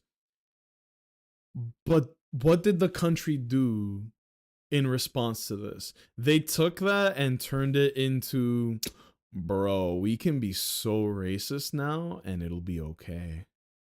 That's what they did. Always just the playbook is never to solve the problems in society. The playbook is always just we need to blame the people who are most vulnerable at every given moment. And I'm just so tired of it, man. Okay, she wants to elemental mastery. Situations like that be crazy when you're close. I was literally living down the street when people stormed the Capitol. Oh my god. Dude, I was at work when that happened and I was like, is this some sort of like presentation or protest that I don't understand? And it's like, no, they're storming the Capitol because they're upset that their team lost. Like it's a fucking sports team or something. We're gonna do crit damage here, or we can do elemental mastery. I don't actually know. Let's do this. What the fuck is unactivated? Is that, wait, are they showing you what artifacts? Whoa! Are they showing you what artifact the fourth subcategory is gonna be? At that point, why even show it? It's an interesting change, I suppose. One. Shit. She needs. Okay, we're gonna give her this. She needs an elemental mastery hourglass, and she needs an elemental mastery goblet. Oh, good luck with that. All right, I know what to do here. I know what to do here. It's why humor that punches down just isn't funny to me from people who say they make fun of everyone equally. Oh, that's an excuse, yeah. They go, bro, nobody wants to be funny anymore. Nothing's funny. And then it's like, okay, tell a joke, Mr. Funny Man. And he'll be like, oh boy, Puerto Ricans, am I right? And that's the whole joke. And it's like, wow, not only is this uninspired, uncreative, it's just racism masked as a joke.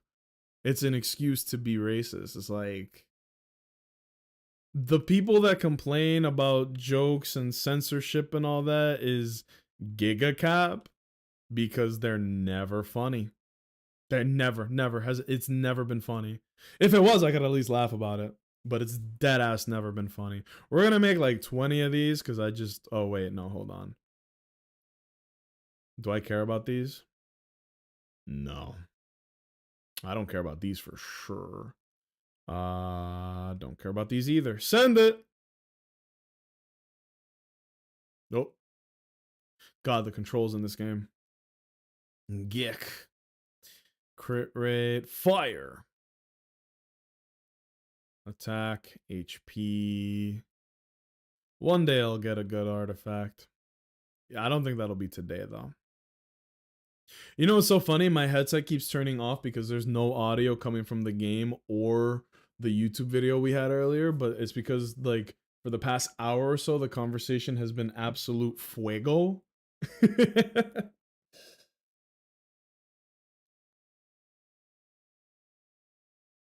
You can fuel the private prison industry and replace the slavery labor provided by currently incarcerated people who are starting to die. Yep. Yep, they're like, oh no, all of the people that we've locked up are dying from the awful conditions that we put them in. I think we need to up the numbers of people getting locked up and make it dumber reasons this time. Who cares? Like, that's literally the mentality they have is just, who cares? Who is going to stand up for these people? Nobody, which is why they get away with it. Bro, can I get a fucking decent artifact? And by these, I mean the one that I need in particular. Send it. But yeah. I mean, this is gonna sound insane when I say it out loud. They used to eat us, man. Oh, hello. This shit's ass. This one's better, I guess. They used to eat other people and then would turn around and call people of color savages. I don't have anything funny or witty to say about that. I'm just like, I don't think I could ever listen to anybody criticize that that people of color when there is a history of like y'all used to eat us. That's barbaric, you know? And it wasn't even that long ago. That's the scary part. I don't know. I'm sorry. I don't mean to I genuinely I'm sorry that I rant about these topics, but every single day in the United States, it feels as though we are sliding backwards in time. And I like, dude, they literally made a fucking prison in Florida to round up people of color. This shit happened to the Japanese during the World War. This shit happened to the Jews during the World War. And it's just as bad, and it's happening here in Florida. And it's like, damn, bro, no one seems to care. Turtle, hello. Big convo I fell into. I am sincerely like, I'm sorry. I did not even see your message there, but you know, we've been talking about everything today. We're doing the new region in Genshin. My name is Nacho. There is so much dumb shit happening. And it used to be like once every 3 months or so, I would have what was called like real talk. And it didn't matter what I had on the screen. We would just have these discussions and just be like, what is going on? Am I crazy or is nobody reacting to this stuff? Right.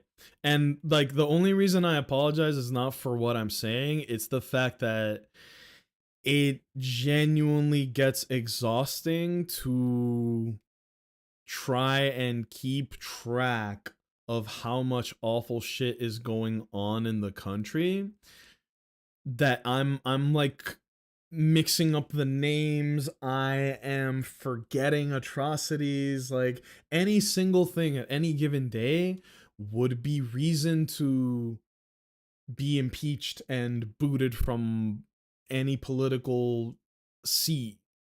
And it's like every day. Every day. How is that? That's the part that blows my mind. It's every day? Every day is a new fucking war crime. You know what I mean? Like, it's fucking crazy. But if you care to be informed with this stuff, we don't talk about this all the time because it's like really heavy fucked up topics, and but we do talk about it, you know. I'm not gonna pretend like I don't. And I maybe Twitch isn't the best place for this, but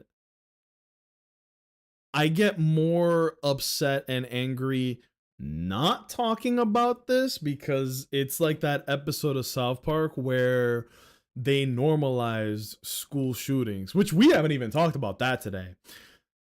School shootings are like a dime a dozen. They happen every fucking couple of weeks now. And same with every other atrocity happening right now. It's like nobody really seems to care, you know. And it's kind of crazy that that's how it is. Like, nobody really seems to care. Nobody in power who can do something about it does. And all of these companies, we're just gonna put this on and call it a day. All of these well, the NRA, I said all of these companies, that's not it. The NRA is like, bro, but we gotta get our profits. We gotta keep our profits up. What are we gonna do? Starve? This is America, dude. People will buy guns regardless of anything, but they are more afraid of gun laws being implemented than they are of mountains and mountains of bodies, you know? But that's a whole other topic. It's totally horrifying being a Canadian, like, stream to y'all. And I'm sorry, because, like, from my knowledge, Canadians are feeling a little bit of the heat and stupidity from what's happening in the US too. Because it's like, bro, the US had a very positive relationship with Canada, right? At least from my knowledge, right? And Mexico. And because one guy who acts like a toddler, well, like a really shitty toddler, not even a toddler, is throwing a temper tantrum and calling everybody names and all this and that, suddenly decades and decades of partnership and growth and all that is just undone. Maybe in a few years when he fucking is no longer in charge, or better yet, if the necrosis takes full effect. He's literally melting, dude. That part is making me smile. He's melting, dude. But like,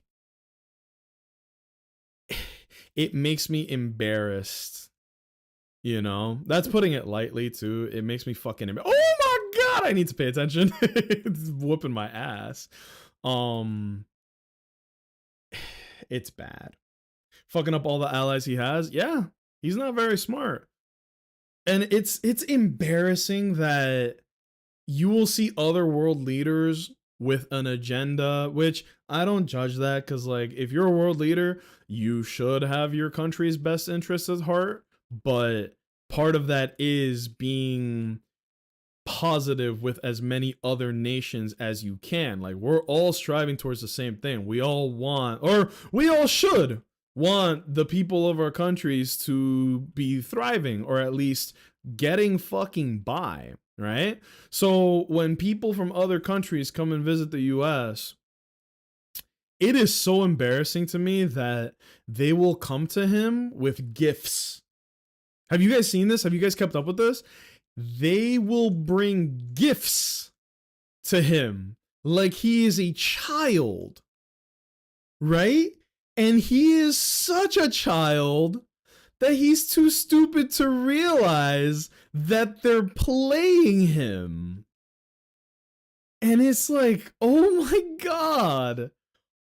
Our leader, the leader of what is considered the strongest country on the planet, blah, blah, blah, is so. The age, the dementia has turned his brain into a baked potato, and he is so cooked that when people come to him bearing gifts, he goes, "Oh, I like you. I don't even care what you're gonna say," because he doesn't.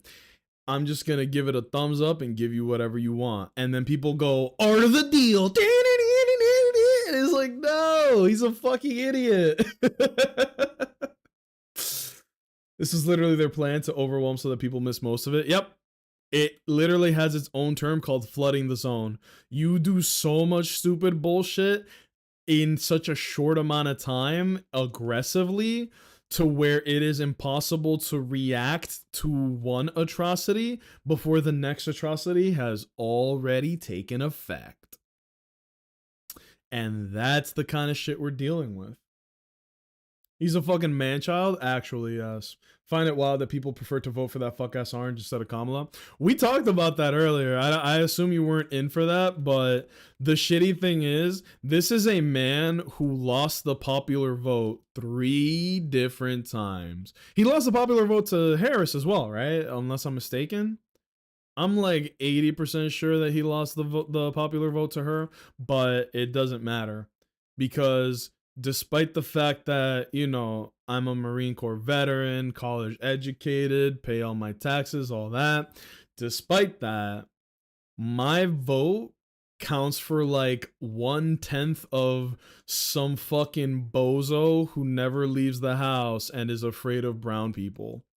His vote or her vote counts for like 10, 12, 15 of mine, right? Because somehow these flyover states that grow corn, they're the ones that have there are many of them, and even if they have very few electoral votes, that shit adds up. That shit adds up. On top of what we already talked about, which is the gerrymandering, which makes it so that even in a semi-fair looking election, it's just the illusion of fairness and respectfully the illusion of like your vote matters. Does it matter? Yes. Is it stacked against you? Yes. Have Americans done the right thing despite the fact that it's stacked against them? Yes. Actually, that's the part that I actually brings a little bit of optimism to my mind, is that like we have done the right thing despite how stacked it is.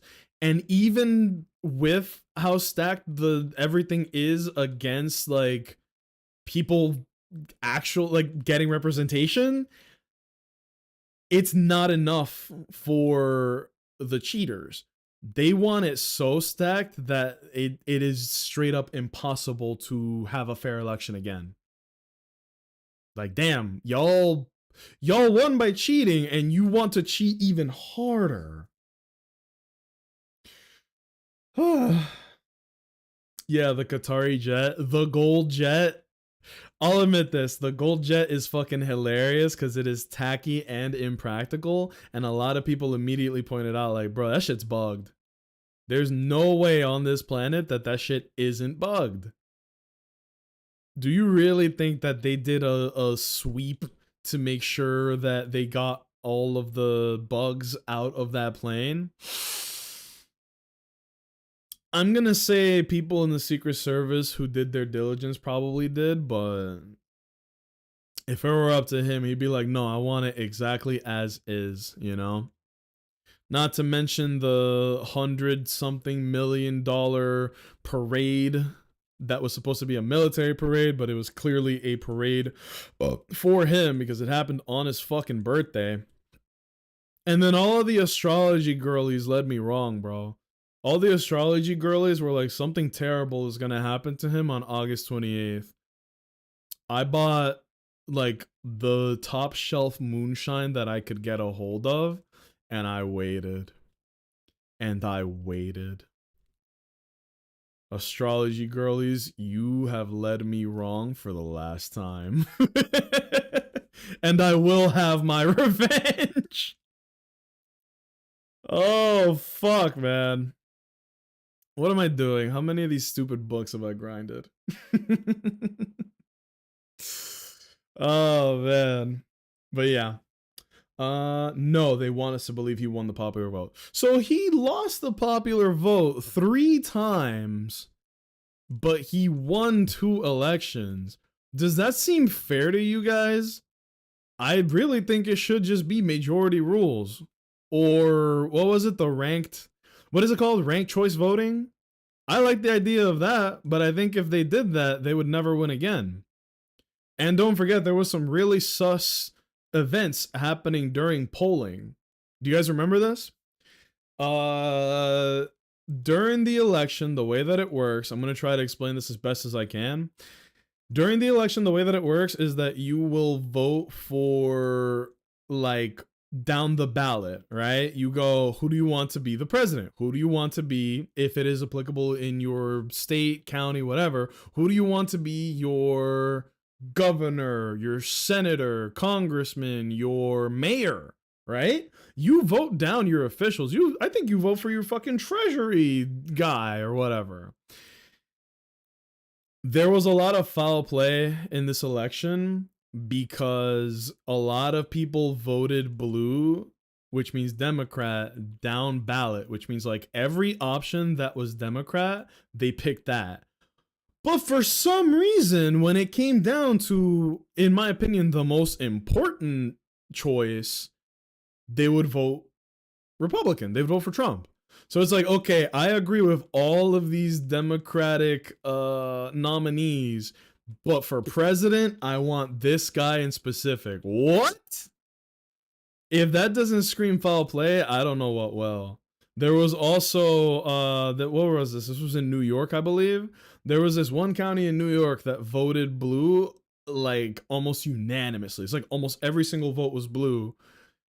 And then it's like someone flipped a switch. It was just all of the votes when it came down to president were Republican, right? That were for Trump.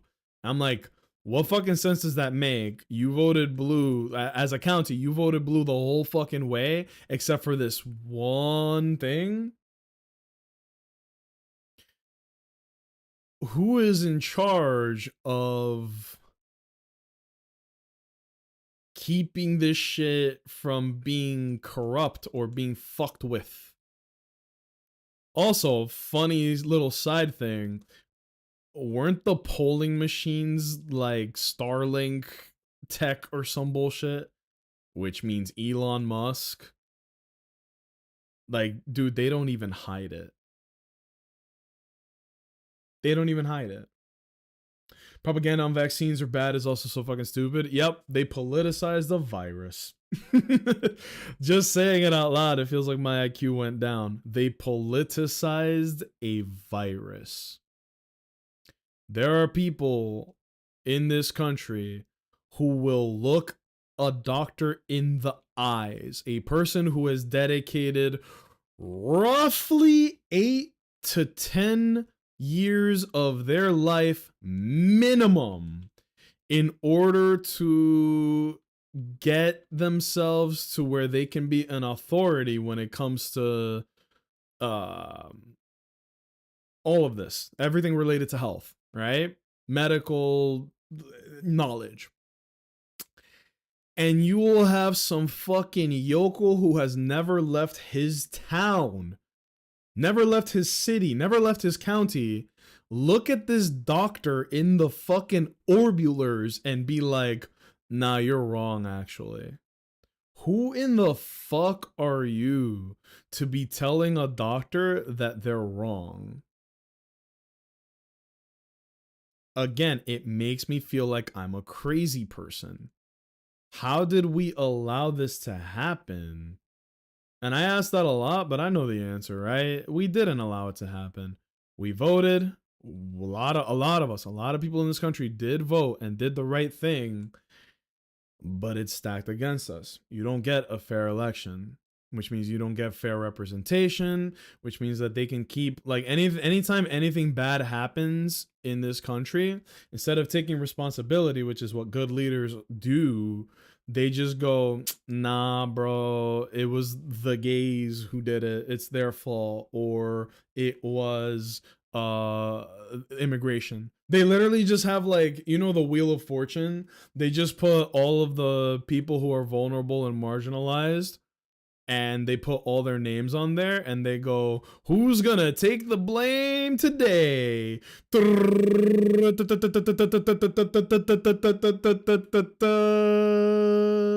All right, it's all reliable people of color. And it's like, the people who fall for this shit eat it up. They go, yup, as long as it's not me or people who look like me, because I don't want to have uncomfortable conversations. I just want everything and no responsibility. It must be great to just live your life being afraid of the boogeyman and never actually confronting, like, maybe we're the assholes. Maybe we're the ones in the wrong.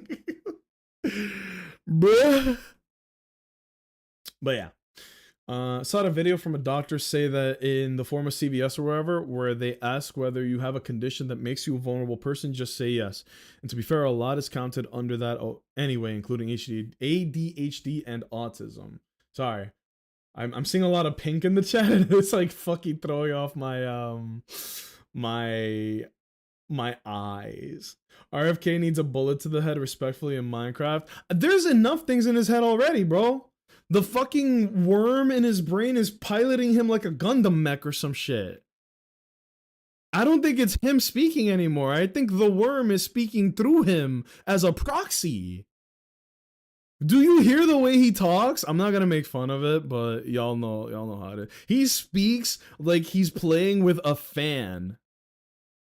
Horrifying. It's like picking Lex Luthor for like the Secretary of Treasury. You know?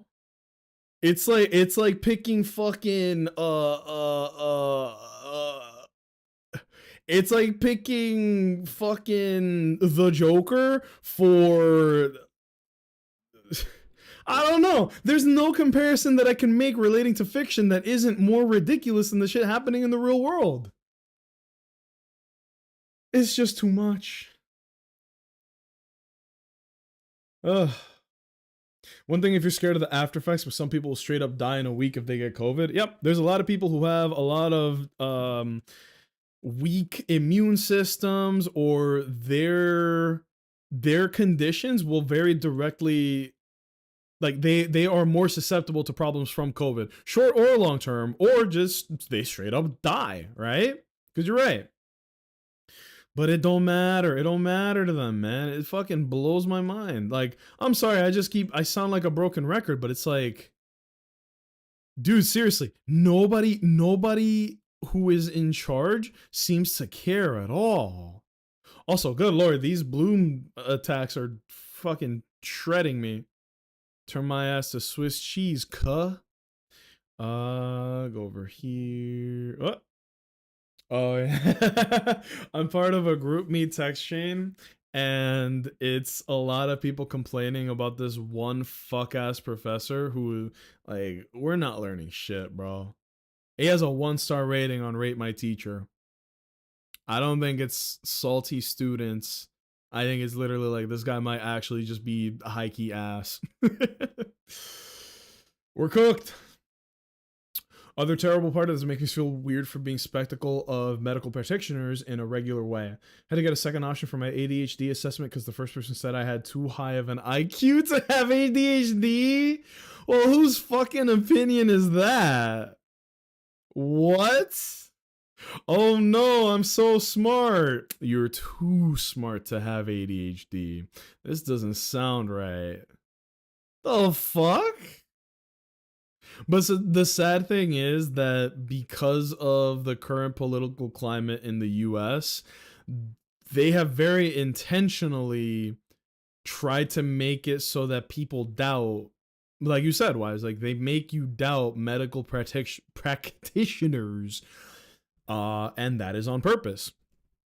They want people to question fucking everything that isn't directly from the mouth of their circus peanut of a president, right?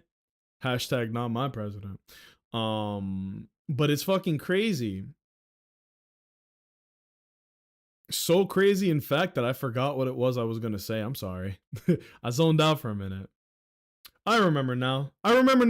Okay, so there's this whole thing about how, science, tech, medicine, these are things that are evolving rapidly every fucking day. Maybe not as much now because there's been the great migration of intelligence in the US, right? A bunch of doctors, lawyers, a bunch of very intelligent, qualified people are leaving the country because they are getting all of their tools and funding taken away. It's like, wow, imagine spending 10 plus years of your life to become a doctor or a lawyer, and then this unqualified fucking chimp comes up and is like, I'm right and you're wrong. And you go, okay, sure, bro. And then he goes, oh, yeah? I'm going to take away your funding. Oh, now I can't do my cancer research. Now I can't do my disease research. Now I can't do X or Y because some fucking guy took it personally. And it's always the worst of the worst is like, oh, but they took it personally. And now you're paying the consequences. All the time, bro. Happens all the time. So, because of that, the biggest dent in healthcare, or not even healthcare, let's say the biggest dent with research that they've done is they've made it so that people aren't allowed to be wrong. And this is a criticism of America as a whole. People just can't admit to being wrong anymore. You're either right or you're beefing. Right? They made it so that it's like, whoa, that's trippy, dude. What the fuck? Oh shit, dude. What's going on in this fucking mirror? Wise, thank you for joining us. I appreciate you, and I hope you had a good time with these conversations.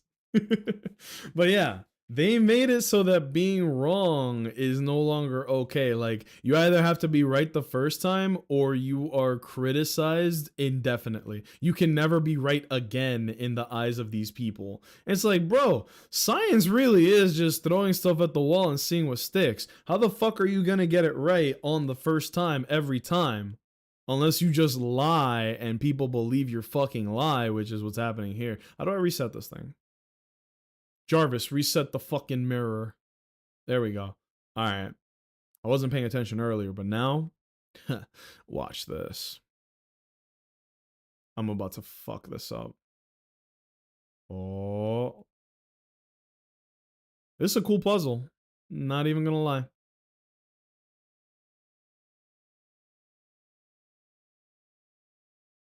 A very interesting puzzle. Whoa! Wish the buttons on it were a little better, though. How do I pull? Pull. But yeah, they made it so that you can no longer be wrong, experiment, and then give a good, conclusive thought. You have to either be right the first time, every time, or you are discredited until the end of days. And it's like, that's not how the world works.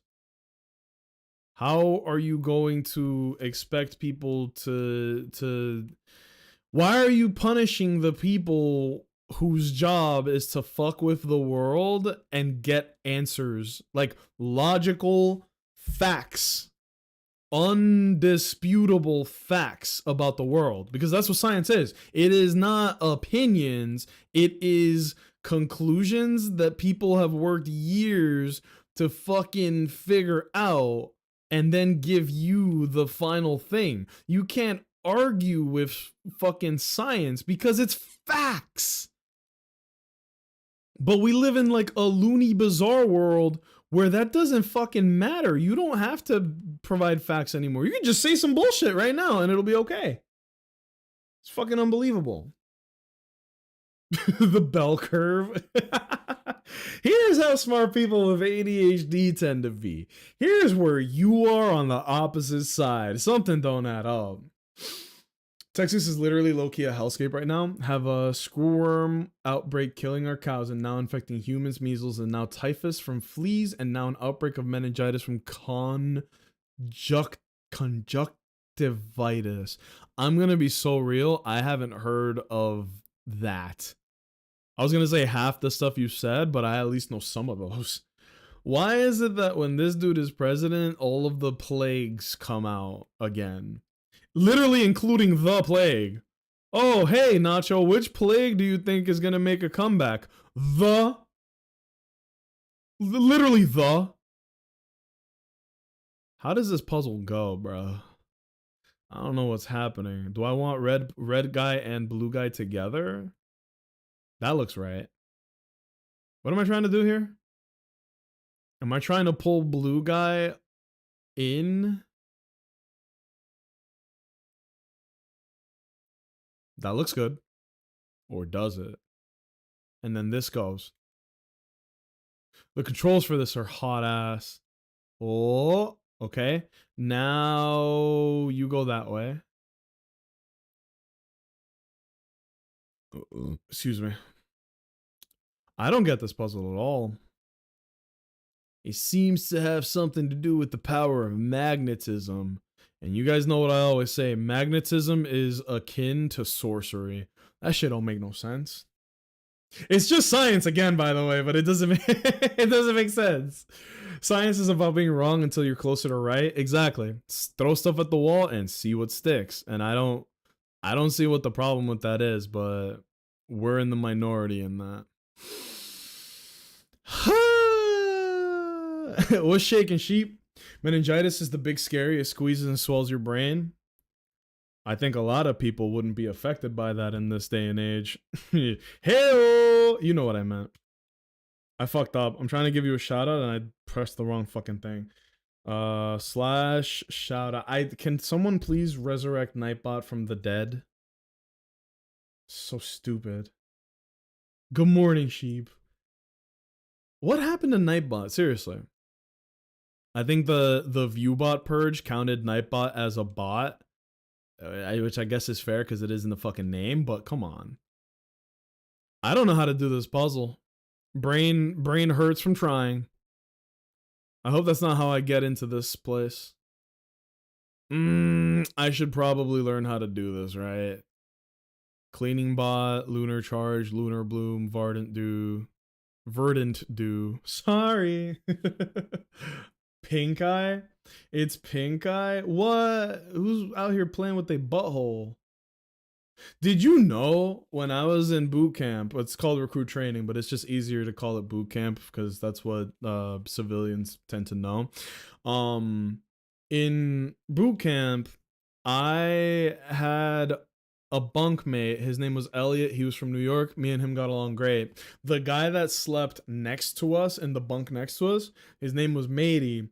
And this man caught pink eye 3 times in recruit training. 3 times. To the point where the grill the grill instructor the drill instructor grabbed him by the neck and picked him up. Swear this happened. Swear on Gotham City this happened. He grabbed him by the neck, lifted him up like 6 inches in the air, screamed at his face. He was like, Matey, because his name was Matey. Matey, stop playing with your butthole. And then he shoved him like to the wall. He caught pink eye 3 times.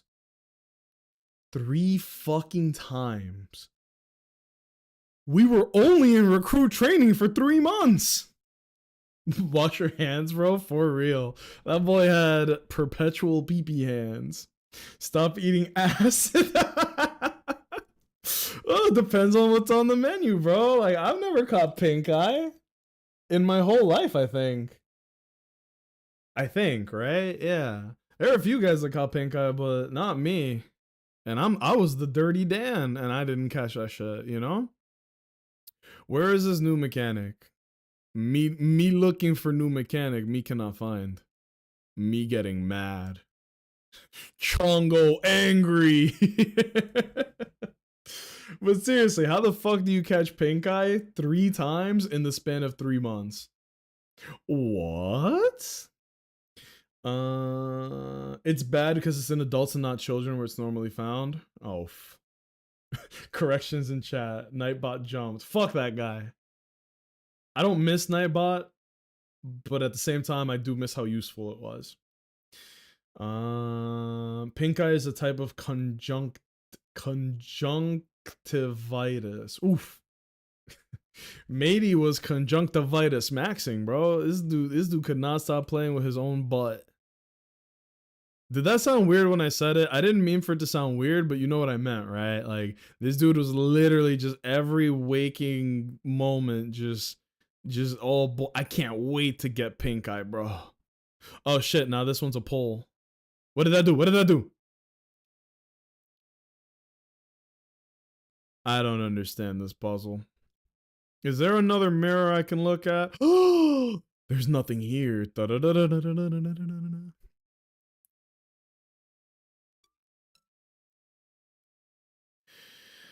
All right.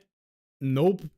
All right. And then I can push this again, and that's the only thing I could do. I don't know this puzzle. And the game didn't give me like a little tutorial or nothing either. I just used Mix It Up for my bot. Let me look up Mix It Up. I'm not familiar with that one. I don't want to do the auto shout out thing, but let me see. Full support for Twitch, professional, easy to use interface, responsive support team, open source transparent data. What the fuck what is this? You know, our classic streaming platforms such as Twitch, YouTube, and Trovo. Trovo sounds like a Pokemon idea that got scrapped. Trovo! Okay, let me stop. Oh man. It's how I do most of my shit. Okay. Well, if Nightbot doesn't work, I don't have that many options. I'm just using ghetto ass Steam elements to what? What did I do differently that whole time? Oh hell yeah. Chief it up! Mr. President, there's nothing here, it's just water. Don't worry. Whoa, this shit a highway. Oh, if I don't make a choice, I drown. Cool. Alright. Fellas, what do we think of this new region? I dicked around and talked about what's wrong with the United States for the past, like, 2 hours, and then we did a, like, 10 minutes of puzzle. Typical Nacho stream, am I right? Go this way. Nope. Go this way. Nope. Go this way. Yup. And then go this way. Nope. This way. Nope. This is science. You might not like it, but this is what true science looks like. Reset. Where is my reset deer? I actually haven't played it. I need to get to it. Been procrastinating. So yeah, you came in on like a really crazy time of the stream, but let's like reel it back in just a hair, right? Do you like Genshin? I asked that so sheepishly, but I'm assuming you fuck with Genshin. And the new region came out. I stopped playing when Fontaine came out because I hated the direction the game was going in. And I did come back for Natlan because I was really excited for Natlan. I was like, you know, I was excited to see what the it's magnets. That might be the dumbest thing I've ever said on stream, but it took me a minute to realize it's just magnets. What do I do? Oh, I get it. Hold on. Wait.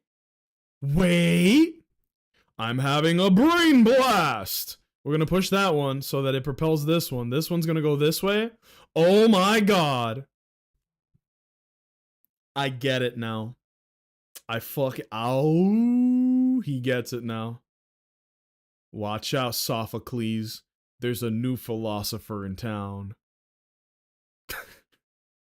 They call me Plato the way I be uh cleaning this plate. I'm sorry. Oh shit. I never get that. You watched me fumble for like 10-15 minutes on that first one, but now I get it. The neuron activation, it actually did tickle my brain. Made me feel like a smart cookie or some shit. I got half a brain cell, I'm not gonna lie. The puzzles in Genshin vary from kindergarten all the way to like eco-terrorist. Like I don't. Oh wait. Hold on. Wait. Oh. Oh. Oh. That one was even. Did I do the hardest one first? This is what Rock Lee must have felt like when he took off the weights. He was like, Lee, don't worry. You can take these weights off just this once. Oh, thank you, Guy Sensei. I'm a good voice actor. I don't care what anyone says. Who wants to hear my Goku next? I'm worse than you. It would have taken me 20. Bro, join the Discord. I will literally solve every puzzle. I'll solve every puzzle for you. Okay? Would that make you feel better? What is this? Is this how you get underground? I bet it is. Hold on. I bet it is. Wait. Follow the robot? But is it like a sexy robot or is it like, beep boop activating protocol? Stupid.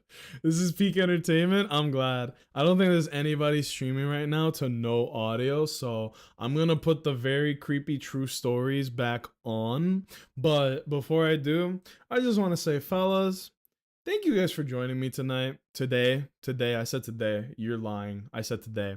Thank you guys for joining me today. We're not ending the stream anytime soon because the new region, all that. But I just wanted to stop for a second and just say, like, I appreciate you guys. Seriously. We just had a 2-hour discussion, kind of like criticizing the fuck out of everything happening in the country. Also, Turtle, I am so sorry, dude. You followed 15 minutes ago. I don't think the notification for it went off. Unless it's off on my end. But thank you for the follow. Hi. Seriously, thank you. How did I miss that? That's weird. Seriously, that's weird. Tonight. My bad, OG.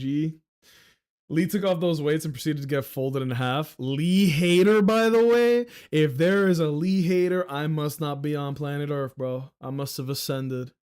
Ain't no way. I wasn't late, but that convo is valid. I do want to like specify we do talk about stuff like that here and there, but not to that intensity. It used to be like once every 3 months or so. Now it just feels like once a month. I just got to get it all out there. I'm trying not to peak the mic. I'm trying to control my voice, but I'm very passionate about how stupid everyone is. So, appreciate you. No, you're breathtaking, Bats. You're breathtaking. Elon no longer world's richest person. Did he die? Elon not richest person. Rule 34. Larry Ellison dethrones Elon Musk as world's richest person. Who? I don't know who this is. That boy looked like well-seasoned chicken. He looks like grilled chicken come to life. I shouldn't make fun of him. Elon Musk has been dethroned as the world's richest person by Oracle's Larry Ellison. Hold on.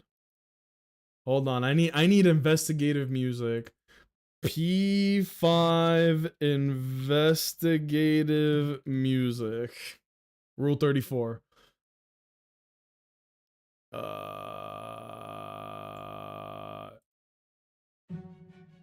No, not that. Sure. According to Bloomberg, Ellison's fortune jumped 101 billion to 393 billion after the software company released its earnings report that surpassed expectations. Said there's more growth to come from the company. This house must net worth of 385 billion. Damn, from 385 to 393. Get your fucking bread up, little bro. Broke ass boy. I got, hold on, how much is it? It's 8 billion more monies than him. Get fucked, broke boy. In 2021, Musk became the world's richest person for the first time before he lost it to Amazon's Jeff Bezos and LVMH's Bernard Arnault. That is a villain name if I've ever read one. Made it back to the top last year and held it for more than 300 days. It's like it's a competition. These are all dragons in human form hoarding wealth. There's no other explanation for this. Oracle shares recently jumped 40% after the release of earnings report. By contrast, shares of most Tesla have been down by 13% so far this year. Yeah, man, when you're throwing up the Nazi salute, it should be down by way more than 13%. It should be down by 825%. Proposed a pay package for Musk that if he succeeds in meeting a series of ambitious targets could make him the world's first trillionaire. I think we should eat them. We should season them and just eat them.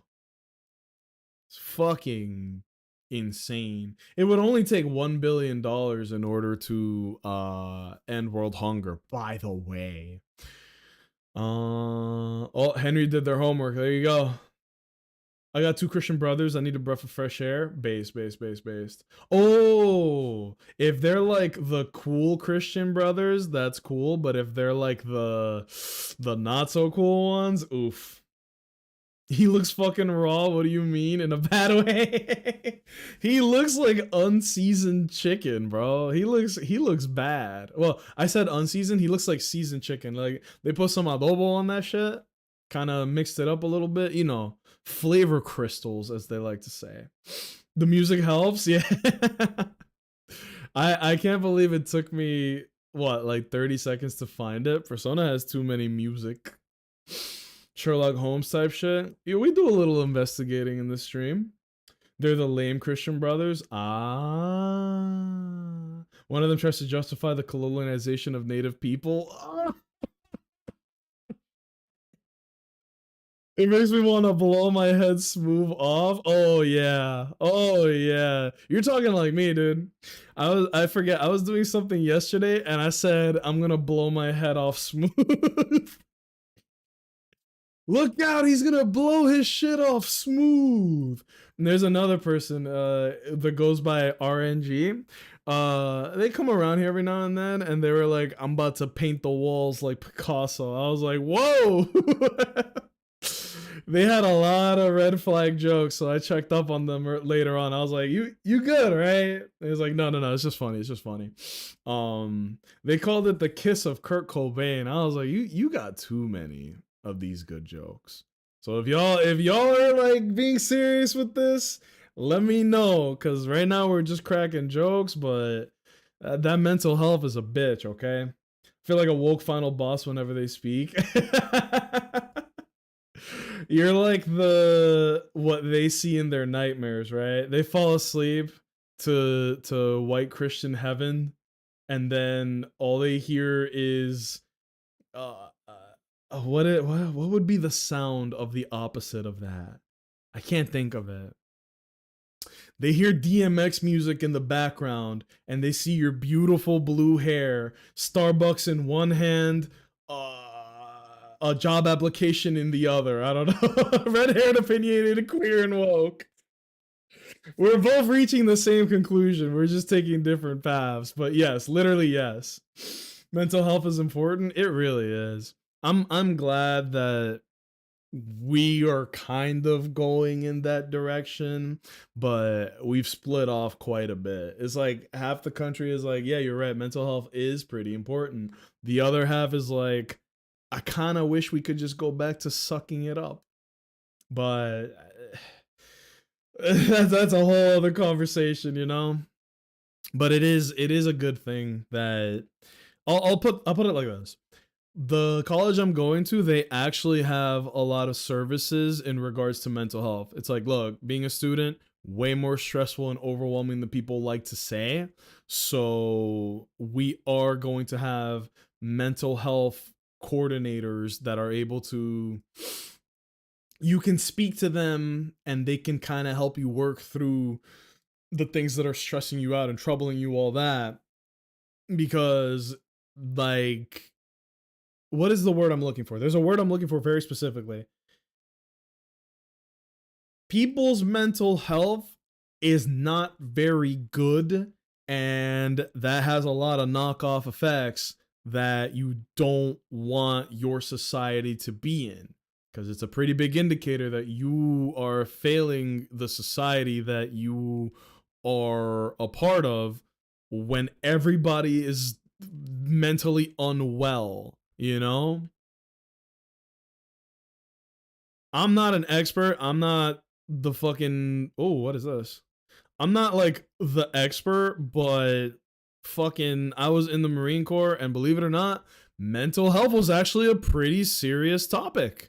Like, people actually do care enough to try and get people the help that they need, which is a welcome change, because back in the day, people did. I really don't think people gave a shit.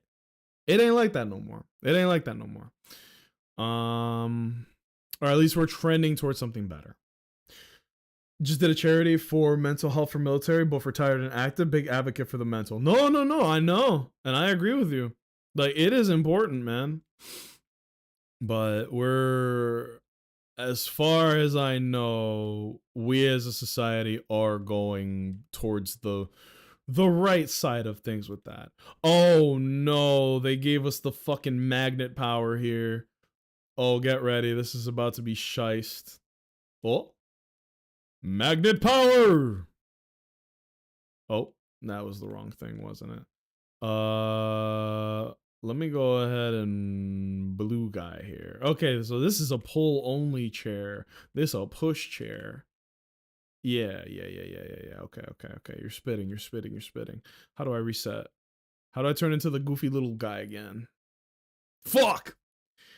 Other half is just like autism is Satan. That's wild. I'm an autistic individual in Texas. It's not fun sometimes. Oh, yeah. Yeah. That's not one of the fun states to be in when it comes to things like that. Not trying to make too harsh a judgment or anything. It's just, you will be treated very differently state to state, right? Some states actually care to try and not let you just fall through the cracks. Other states will be like, you are a burden very specifically. Ooh, me thinks I'm not supposed to be here, but here we fucking are, baby. Why did they give me this rock? This rock is made of rock. Throw the fragments at the stone. My man, what the fuck is you talking about? What does that do? What does that do for me? What's that do for Crenshaw? Not a goddamn thing, probably. Bum bum bum. Persona music is really good. It's a little overplayed, if I'm being honest, but it's always good to just, you gotta listen to some Persona every now and then, man. Cleanse your soul. It'll cleanse your soul, man. That shit is like good for you, you know? I got my own therapist, but she's been on sick leave for half a month. Fuck! Half a year. Fuck! It's your pet rock now? I better get him back. What are we gonna call it? Don't say Rocky. Don't say Rocky. Don't say Rocky. Call it fucking Brock or Otis. Something strong and masculine name for this rock. Name that shit Willie. Where am I going? I'm tired of playing with rocks. Ooh, a hole. Nope, real fake hole. There's nothing there. You should call it motherfucking Jean-Francois. Uh-oh. Bonjour, mademoiselle. Jamais vu? You do a little jamais vu? Come on, get. Only the women of Genshin Impact could fit through this hole with these unrealistic proportions. Like, bro, what are her proportions? 36, 17, 36. I should stop making that joke because I still don't know what the measurements are. Shit don't mean nothing to me, man. Bennett can fit, bro. Don't do him dirty like that. All right, young man. We need a small, twink like man for this one specific task. Twink it up! Twink it up! It actually worked. Fuck. You weren't kidding. You weren't kidding. Yo, can I say something? Twink is not a bad word, right? Especially if you're not using it in like a, oh, this dude's a fucking twink, man. Like, it just describes a certain physical attribute. Like, it's just a body type, right? It's a body type. Tell me how. I'm going to talk about this because I'm still annoyed by it. There was a stream that I used to fuck with a lot that I just do not go to anymore because the people there, the mods, were extremely trigger happy on timing people out. Okay? I'm not gonna say the name, but I'm pretty sure a lot of you guys can fucking put it together if you've known me for a minute. I don't fuck with that stream anymore. As of this year, I'm like, whatever, dude. And so I would get timed out for going into the chat and being like, hey, everybody, what's shaking? What's cracking? Time out. And then an LOL. And I'd be like, oh, okay, so we're timing people out for just saying hi. All right? Because the mods thought it was funny. I didn't, and I vocalized that, and they went, you're right, my bad. And then it happened the next week after that, and the next week after that. All right, cool. But let's get to the real meat and potatoes where they were playing Lies of P, and I went, it's kind of cool that the main character of Lies of P, you know, John Pinocchio, right? Lies of P protag. I need a visual for you guys.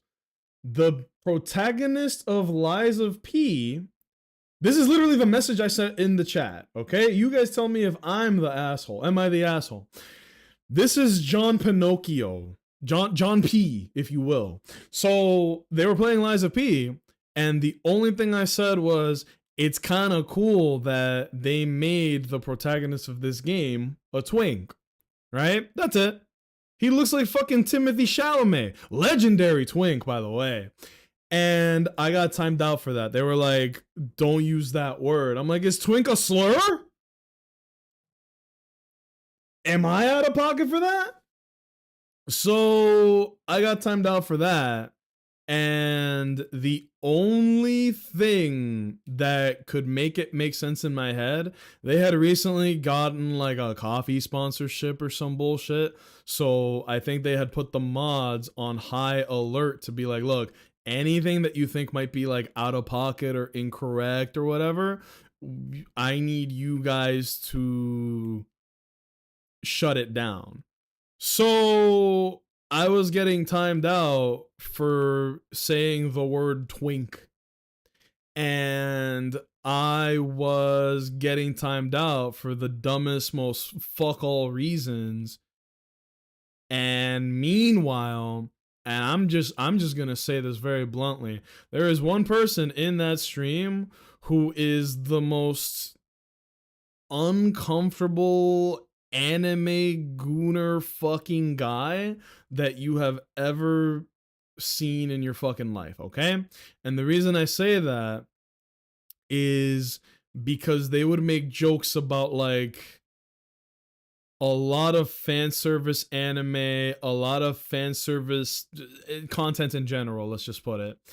And so I can't say the word twink, but he can talk about Bible Black and hentai and a whole bunch of other shit like that. Seems like a bit of a double standard and a mod abusing their power, but if the streamer is fucking spineless and they're not gonna take a stand on it, even when people call it out, that's the kind of stream you want to be, bro. Fuck it, that's your life. You know, I'm not gonna be around for that bullshit. But it really rubbed me the wrong way because this was like one of my boys. It was like a homie that I had. And you would be surprised how often that happens. Now we're just switching topics completely. I might as well put some background music. I'm sorry, everybody. I may as well put some music because I was gonna do the horror story stuff, but now we're just continuing to like have a conversation. Let me close all these tabs because there's too many, and let's put. I'm just gonna put one of my playlists on. Hopefully, it doesn't play me some garbage. Nope, it's garbage. Immediately, 1 second in, it's garbage. Oh hell yeah.